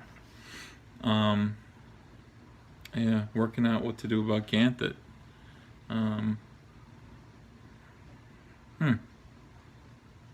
then suddenly, as they're about to pull together as a team to deal with this monstrosity, they're all together here. All of our guys, I like to call them the Fantastic Five. I really think even though Kilowog isn't an Earthling, he belongs on this team with this squad. He's just that familiar. And here comes a Batarang. And of all the nerve. Batman, I'll tell you. This page was done really quickly, surprisingly enough, because again, I'm trying to meet that deadline. I remember just, putting Hal Jordan in the foreground here. So much of his costume was black. So many of these other figures are half drawn and hidden. I mean, look, Kyle's mouth isn't there. Guy Gardner is just a sliver of a shape there. John Stewart is barely there. He's just indicated by his hands. Kilowog is kind of there. And the Justice League is very, very small. Batman is just a shape. So I think this page must have taken 4 hours to pencil and just to get it in. But you can't really tell. I mean, if I didn't tell you that, you wouldn't have realized it. I think this is a pretty effective closing splash page for this issue. And then the last issue, issue 6, I came back as inker for at least half of that issue. I just said, I want to ink this stuff, and they kind of let me. And here we go. Yeah, let's talk about Prentice Rollins and a guest spot from Mick Gray, who had inked me on Hawkman number 13. So, he might have inked this. In fact, this kind of does look like Mick Gray rather than Prentice, but I could be wrong there. And Pete Tomasi pulling line work off of faces this time. Not thrilled about it, but still, he was really, really great. And he is still really, really great. This is the other stuff that was going on at the time. I remember Rags Morales had finished Identity Crisis, and we're good friends, and he was moving over to Wonder Woman. He was very excited about drawing Wonder Woman, but Greg Rucka had put a blindfold over her eyes for his entire run. And I said, just ask Greg to take the blindfold off. Like, your original art isn't going to be worth anything, because who wants to buy a piece of original Wonder Woman art where you can't see her eyes? And he's like, I don't know. But he did it, and there you go. That's just the luck of the draw. Your entire run of Wonder Woman has her with a blindfold over her face. Things happen. Here's the ad for Green Lantern Rebirth number 6. We're almost done. And this is one of the most iconic Green Lantern covers that I've ever done. It could be one of the most iconic Green Lantern covers ever. I mean, it gets used an awful lot. And I remember my thought process for drawing this and composing it, and we'll talk about that next time. And yeah, DC, look at this. DC is just on the move right now. Marvelous stuff at this point in time. And I don't think they've really slowed down since, but Green Lantern Rebirth, with Identity Crisis and really the Dan DiDio's first moves as EIC at DC Comics, really things were feeling great. We were stepping into some unfamiliar territory. But at the same time, I think we were restoring, important things that were missing. And Dan brought a lot of energy and enthusiasm to his time. His early days at DC Comics.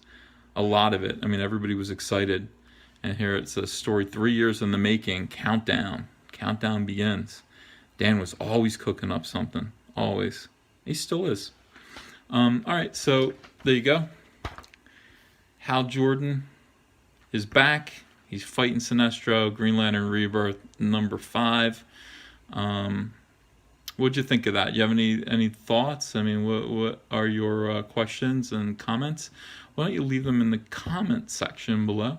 Also, please do hit the subscribe button if you haven't yet. I really appreciate that, and ring that bell for notifications, and you'll always know. You'll know first when I put a new video up. Alright guys, this is Comic Artist Pro Secrets, and I have been Ethan Van Sciver since 1974, and I'll see you again later. Bye. Hey everyone, it's Comic Artist Pro Secrets, and I'm Ethan Van Sciver, your host, artist for DC Comics and others. The artist on this book right here, Green Lantern Rebirth, this mini-series that absolutely relaunched and catapulted the Green Lantern franchise to the top of the charts in the early 2000s. I think this was 2005. Written by this man here, and that's a good reason why. I mean, pretty much anything that he writes is going to do very well with fans. He understands these characters better than almost anyone. And drawn by me, I'm Ethan Van Sciver, inked by Prentice Rollins. But also, I came back and inked some of this, and I'll show you where and why. This is issue number 6. I believe this was always going to be a 4 or 5 issue miniseries, and at some point we tacked on a 6th issue, and while we were developing this miniseries, and it seemed like from then on, most of these things were 6-issue miniseries. They fit really well into trade paperbacks in terms of page count. Now, this cover is, well, it's iconic. I mean, this might be one of the best Green Lantern covers that I ever did, and it's used everywhere.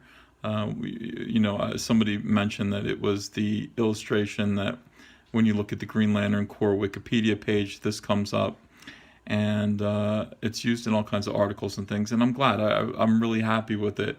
The colors are also really nice. Peter Steigerwald just threw in a wonderful, wonderful green kind of complexion to everything. It's pretty to look at. And I think what I was going for here, when they asked me what I wanted to do, they said, well, we want the Corps together. And I said, okay, I want to kind of insinuate religion is back. And that was the original idea. This ring is a faith, like the Sinestro Corps is a faith, fear.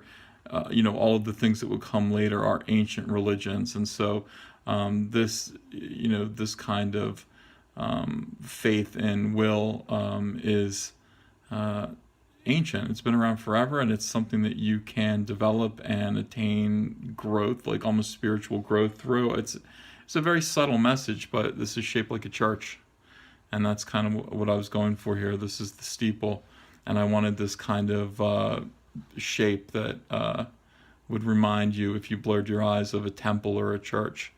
And it came out pretty good. I wish Kilowog's arm wasn't so big. I should have pushed him back further. But, this V shape was what we were going for. So, successful cover. I'm happy with it. We open it up. And now, it says Prentice Rollins inked this. This doesn't look like Prentice Rollins to me. This looks like Scott Hanna inks. I could be wrong. Let me just, you know what? I'm going to skip ahead to the credits page and just see like who these inkers are. Because I know it's more than just, okay, Marlo Alquiza, me, Mick Gray.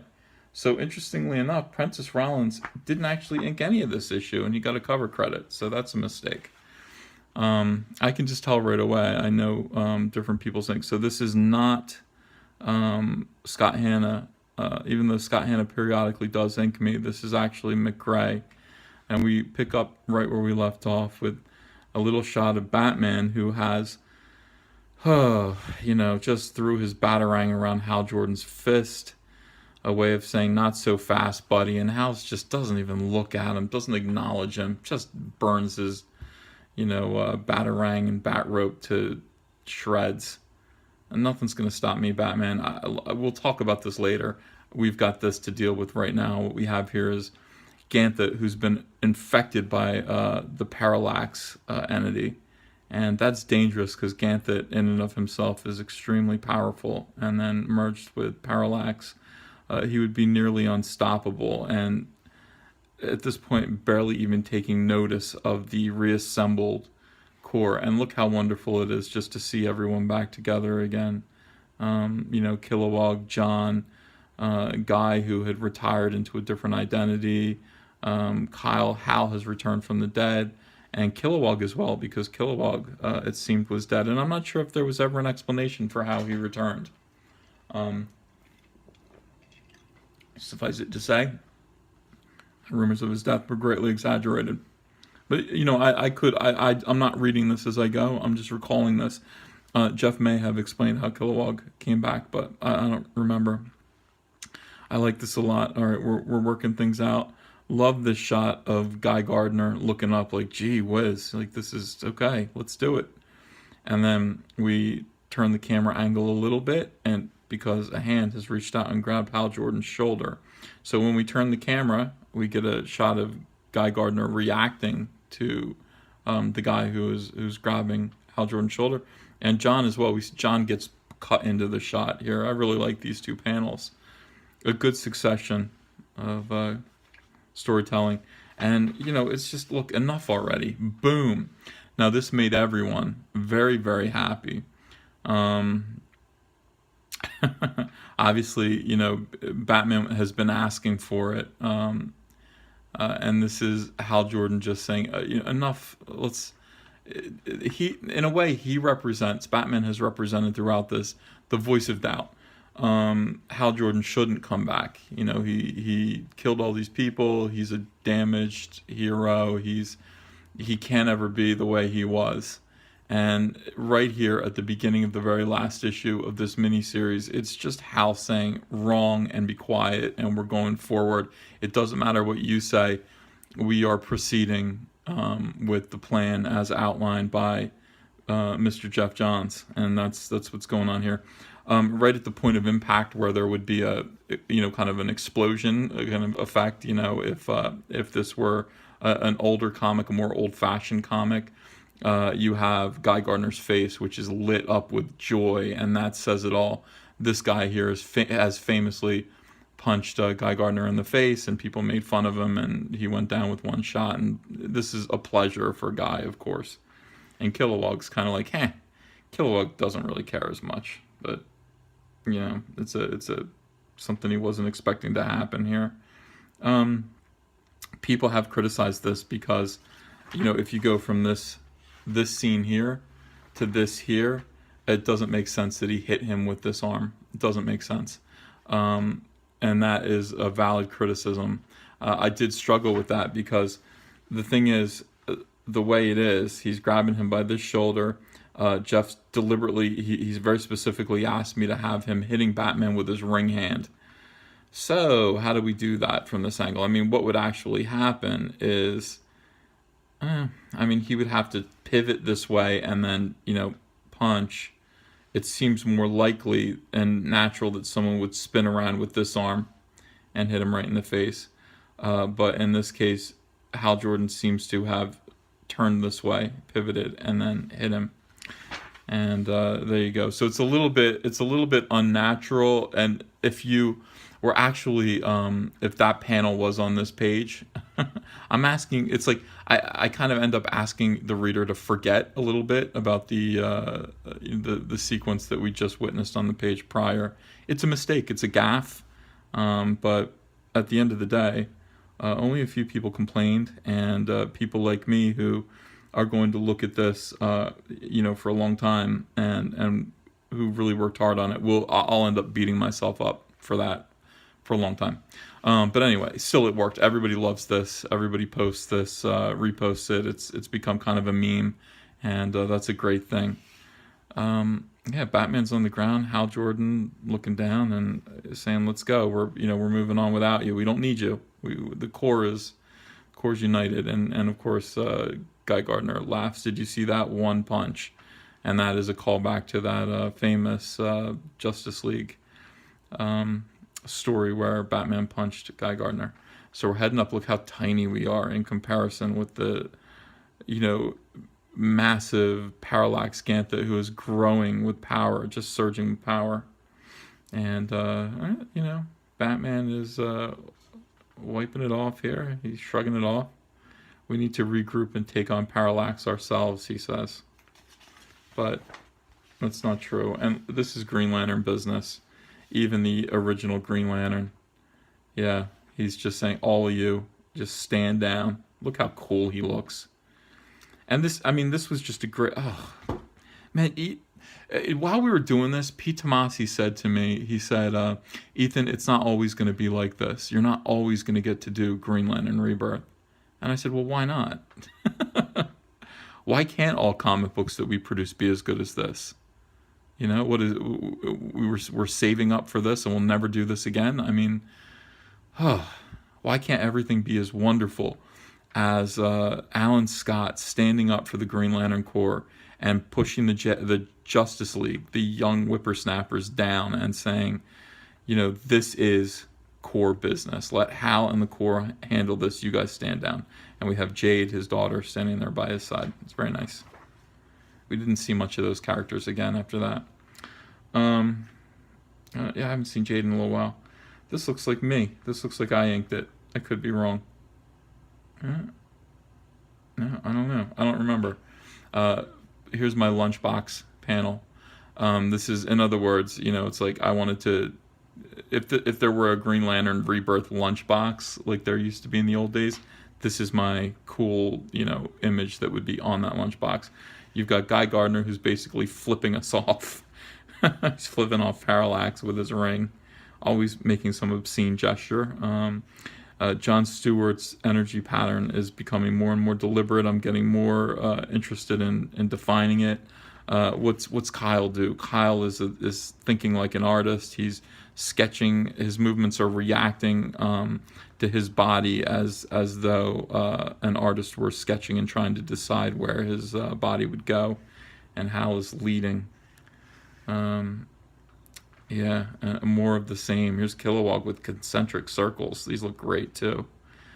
More siren effects. This was brand new. Nobody had done this before. So I do remember looking at Green Lantern prior to this and being so bored by it and being like, I don't like Green Lantern. I used to say I don't like Green Lantern because I don't like space operas that aren't Star Wars.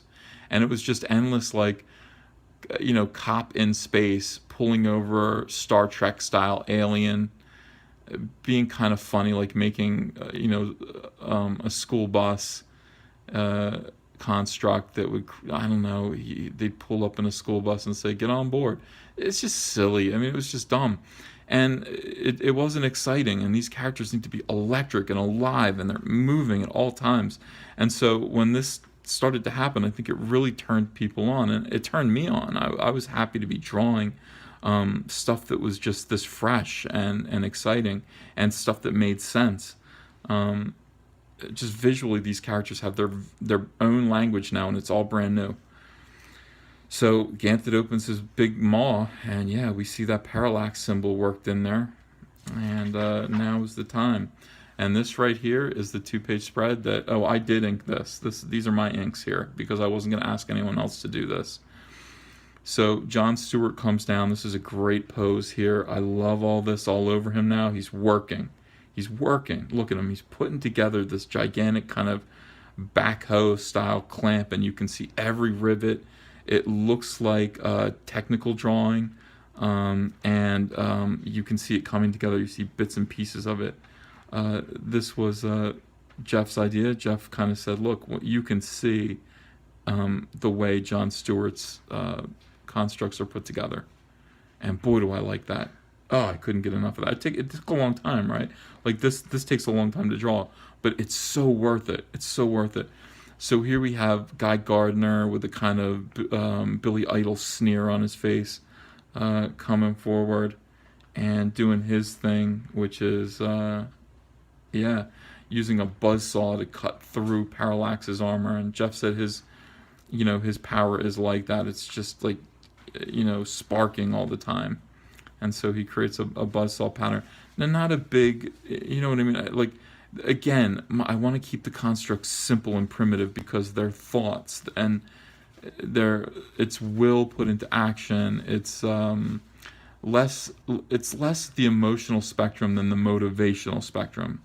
And I think Jeff started defining that stuff and using those terms kind of as just a way to describe, like a placeholder kind of terminology. But really, if you look at everything that the rings do, it's not based on emotion. It's not how you feel. It's what you're motivated to accomplish, and what the motivation is. And this is just pure willpower. Sinestro collects and manipulates fear, and that is the motivation that powers his ring. Rage, avarice, compassion, love, hope. These are all motivations that make you accomplish something. And when you have a motivation to accomplish something, and you feel it strongly, you feel that motivation, you can make that ring work. And that's kind of what it is. So it's more like a motivational spectrum than an emotional spectrum. And that's what we have here. These guys are motivated now to take down Parallax. This is an enormous task that normal people could never accomplish. But this is why these guys are Green Lanterns. So we get another shot of John Stewart, who has made another backhoe kind of pair of handcuffs. And again, even though it's small and John's very small, you can still see all the rivets. It's a pleasure to look at. Boy, is this good. This is a little mistake. I don't know. Kyle sketching this thing that's going to hold his mouth open and erasing it at this point here. And I'm not happy with that. He's going to draw this thing that's going to hold Parallax's mouth open, so that essentially we've got his hands covered. We're distracting him with energy beams from Kilowog, and basically Hal just wants to shoot a beam right down his throat. And then they all join in. And this is a 2-page spread that I did ink. And again, I think people like this too. I liked it. I thought it was okay. I think that you can see that it's a little bit loose, like right in here, the energy. I think I was hoping that this would all get color held out. It's color held, but it's pushed back to a brown instead of a black. I would have liked it to be green, but it's Moose Bauman. He did a great job anyway. I don't think I complained ever about anything Moose ever colored or any of his decisions. When he was on point, he was on point. He was doing great work. And here is the oath that gave so many people goosebumps when they read the reassembled Corps taking down Parallax and reciting the oath again for the first time in I don't know how many years, 10, 15 years. Very, very exciting. Very, moving, I think. At this point, I think we had won you over. If you were on the fence about the Green Lanterns and you'd been reading this whole thing, right here, you were on board with us. Beware our power. He says our power instead of my power. And then, yeah, nice shot of just, this is just great stuff. I forgot how good this was. Yeah, all the little lanterns just fighting this monstrous, possessed Ganthet. And here's the thing, I mean, because Ganthet looks like this, you see him breaking open and spilling out the yellow light. Because this thing was able to take over a being like Ganthet, we now have to fully excuse Hal Jordan. Because Hal Jordan, say what you want, he's still human, and, you know, of course he's going to succumb to a perversion that is able to take over somebody like Ganthet. Okay? So, you're excused. We understand why what happened to you happened. This is the problem, not you. And Parallax fights back, and poor Guy Gardner's electrocuted. Look, you can see this kind of like just corrupt rope of yellow energy. This is the way it looks. This is the corruption of fear. It looks like I don't know what, but it's ugly. Slams Kilowog down into the ground. Everyone is beaten except for this man. Oh my God. Now this, I think, oh boy, is this cool. I don't know why I don't look at my own work more often. This is really cool. Okay, so we have little Hal Jordan here. I mean, just throwing himself into now, just unleashing and melting away, you know, Ganthet's face. And Parallax is now becoming more and more like Hal Jordan. Okay, so the legs, the cricket legs are gone. He actually looks like the Hal Jordan version of Parallax, except he's got the yellow tail. The symbol is in full effect here, just, you know, fiery. Oh, I love this. I love it. And he's just saying, you know, you'll fail, lay down and die. And here's what it is. You're weak, you're scared, give up now. Give up. And this explains right here exactly what it takes to be a Green Lantern. Give up, damn you. And Hal just says with willpower in his eyes, literally, I don't know how. I don't know how to quit. I don't know how to give up. I don't know how to surrender. This is what it means to be a Green Lantern. And you know, when he says that in the face of this threat, you realize that not many people have what it takes. It takes a special person to wear that ring. Well done. Just great work by Jeff. And here we go. I mean, literally now, great, like, very regal pose as he literally pierces the side of Ganthet's face with, what is this? It's an Excalibur shape. Now, I said in issue 4 that I'm thinking of the return of Hal Jordan as almost like the return of King Arthur, and these are his knights. These are the Knights of the Round Table here. So this is a sword-shaped construct almost that just pierces the side of Ganthet's face, and he encourages his boys to come back, hold the line. This is war. And yeah, they're feeling it now. Their willpower's back, and you know, probably coaxed on by Hal. And they just take him apart, and there's poor little Ganthet inside. This was all, to me, influenced so much by that movie Poltergeist, the original movie. That wonderful white monster that's in the hallway upstairs at that one point where you just see into the afterlife, and this skull-like thing on horse hooves comes out, and its hair is kind of blowing in the wind, and it's spooky. That's what this is. And then this too, I mean, that's Ganthet is little Carol Ann, you know, freed from the hold of demons, and just kind of not really conscious, not really himself. And it looks like they're sucking up what's left of the yellow energy into their rings and expelling it right back into the power battery where it's imprisoned. And yeah, and Jeff said, okay, so we're going to have new Guardians, and this time they're going to be some females. We're going to put some females into the group. Ordinarily, they were all men that all look like this. They all had the same Oompa Loompa look, but we have 2 women here, and one of them, I guess, is Sade. I don't know which one, and I don't even know if this is the right number of Guardians. I just drew a bunch of Guardians. And again, influenced by Poltergeist.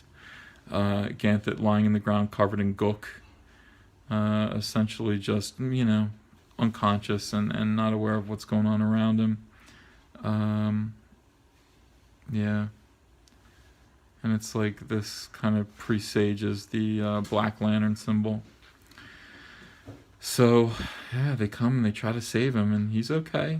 He said, "All you have all done well," and he goes away. He's, what is he gonna accept help from the Corps now? He's a Guardian, and I love this. I love Guy Gardner kissing his ring. I thought you didn't want to be a Lantern anymore. I lied. Great Guy Gardner moment there. And all right, now Hal, this is what you got to deal with, because you've still got some people who want to know exactly what's up and what this all means. This is good too. Did I ink this? I think I inked this. Yeah, we've got the moon right here casting a nice shadow against Hal Jordan's face here. So the moon, the moon's here, Hal's right here, so it's nice, casting a nice shadow. Batman statted panel here. Everyone else in silhouettes. It's important that we see who they are up here. We establish them. These are the characters that are here, the superheroes that are witnessing this, and then put them in shadow. Batman is slightly out of shadow because he is going to speak. We don't want to see any of their faces at this point. This is between these two men. This is the man who's been redeemed. This is the final voice of doubt. Okay? Do you expect me to believe this? And that you were influenced, possessed? Is that what Parallax was, an outside force? And Hal just says, I don't expect you to believe anything, and honestly, I don't care.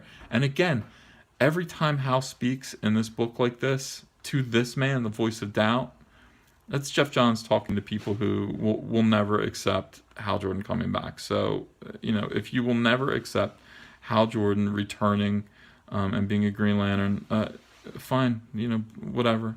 We don't care. This book is for everyone else. It's like it's kind of defensive, but it turns out that there weren't too many people who did have a problem with this.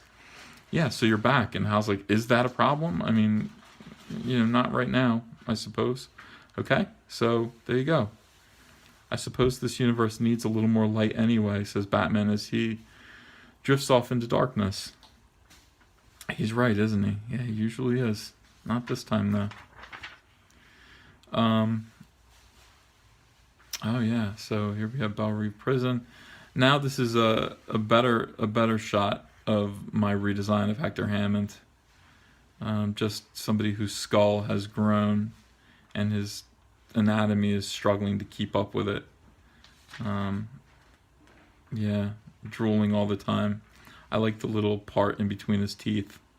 I love that about him. He's a real person. Like you've seen people that look like him. I mean, not with a head that's 3 times the size of their body, but I don't know. I've seen men who look like him, and I don't know. I like him. Here we are back at Ferris Air Force Base, and Carol is going to reopen it with these beautiful planes that suddenly were repaired by Hal. And at this point, I'm just so into this. I mean, I know these characters like the back of my hand. Drawing them is extremely comfortable. Back down to the basement. I love Black Hand's hand in a dustpan. That might be my favorite feature of this whole entire issue. You gotta clean up. You gotta stay neat and tidy.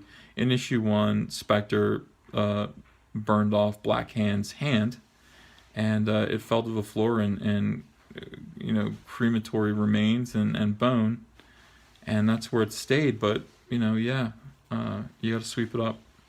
So that makes me laugh. That was for me. Poor Green Arrow just busted up, wondering what Hal's gonna do next. And fortunately, his buddy Green Arrow, God bless him, he saved the power battery. So Hal's got all of his stuff back. He's got his original ring. He's got this power battery. And, great ending. Green Arrow's like, I still can't remember that damn oath. Look at the fist getting ready to... Oh, I love it. It's goosebumps. Look at that. And then, boom. I'll never forget it. Never forget the oath. Sinestro said, you took that oath too seriously. Oh, I don't know. It's his religion. Okay, it's his moral center. It's what guides his life, and it's the commitment he made to this intergalactic universal police force. And this is just wonderful. I drew this effortlessly, and it looks fantastic. I saw it again the other day. Someone posted it somewhere, and I was just like, yeah, that worked out great. I love it. Love the angle here. And this is the end. Brightest day. Jeff Johns, me, a couple inkers besides me, and just trying to get this book done and off to the printer. And I think we did a good job. Now, so here we go. Here's what's next. Green Lantern #1. So sometime around issue #4, I found out that the relaunch was going forward, and it was always going to go forward with Carlos Pacheco drawing it, and that really kind of hurt my feelings because I was like, wait a second, I just did all this setup work and I don't get to relaunch the book? Why wouldn't you put me on the book? Why would you make me do this and then not let me relaunch the new series? We've got a hit. Why would you try someone else? And on top of that, people ask me a lot, like, what made you change the Green Lantern costume, Hal Jordan's costume? Well, I didn't. Carlos did. I was shown a drawing of Hal Jordan with the new cut to his suit, and I had been drawing him up to this point. I think I had drawn a couple pages, but I drew him the normal way, where he had kind of, well, I just said it looks like he had one of those like onesies that came unsnapped. I was like, wait a second, how come it's not covering his crotch anymore? He's come unsnapped, and now it looks normal to me. It looks great. It's a Spider-Man cut essentially of the Green Lantern uniform, and it's just fine. So what did they do? I mean, Green Lantern #1. Jeff wrote. I don't know if he added this or if it was always meant to be, but Jeff did write 4 or 5 pages of an intro for me to draw for this. And it was nice. I think it was a way of saying, look, Green Lantern #1 is going to sell an awful lot, so you should get a taste of it. Thanks. I appreciate it. I would have really liked to have just drawn the book for the next 4 issues, and I think I could have and stayed on. But what actually ended up happening was Carlos drew, I don't know, 1 through 3. I showed up for issue 4 and 5. I don't remember how it went, but basically Carlos didn't stay very long. I mean, he just wasn't, he's a great artist. He wasn't the right fit for this book. And then Ivan Rice came on, and Ivan definitely was the right fit for the book. And he took over the book after I'd moved on to Superman and Batman. But I did get to do a few more issues with Jeff, and speak to him the whole time. I was fascinated by Sinestro, and spent a lot of time talking to him and asking him questions. I was just like, well, you know what? I'm going to save that for the Sinestro Corps commentary, which we'll be doing next, I think. And that's a whole other story that'll be fun to talk about as well. But here it is. I mean, Green Lantern Rebirth #6, the end of I think a mini-series, now a trade paperback graphic novel that's going to live forever. It's really, really good, and it was so fun revisiting it with you and talking about what I was going through, what I was feeling, and my ideas when I was drawing this. I am blessed, uniquely blessed, I think, to have been the guy who has drawn what, in my opinion, up till now, have been the most memorable and the best projects written by Jeff Johns, who is might be the biggest DC writer of all time. And my name is attached to his indelibly, with some of the best things that he ever wrote and some of the best things that I ever drew. So that is my honor. I wear that on my sleeve, and I don't mind telling you, it's been really, really, really good for my career. So I every now and then I'll just tell him thank you for changing my life, which he did do, because before this, before we really clicked together as a team, There was the whole Marvel Comics New X-Men debacle, which could have discouraged me forever. So I am, this is kind of another little love letter to Jeff Johns. Thank you. Everything that my career has been, and all of the things that I've drawn and been fortunate enough to have under my belt, in my archive, are almost all thanks to this man. So once again, thank you. And thank all of you too. All of you. I'm pointing to you with 10 fingers. Thank you, all of you, for always supporting my work. I appreciate it. And this is Comic Artist Pro Secrets. This was a pleasure. It was a lot of fun. Please subscribe. Please hit that bell. And we will do, I think, Sinestro Corps War, the special. We'll do that one next, okay? Talk to you later. Bye-bye.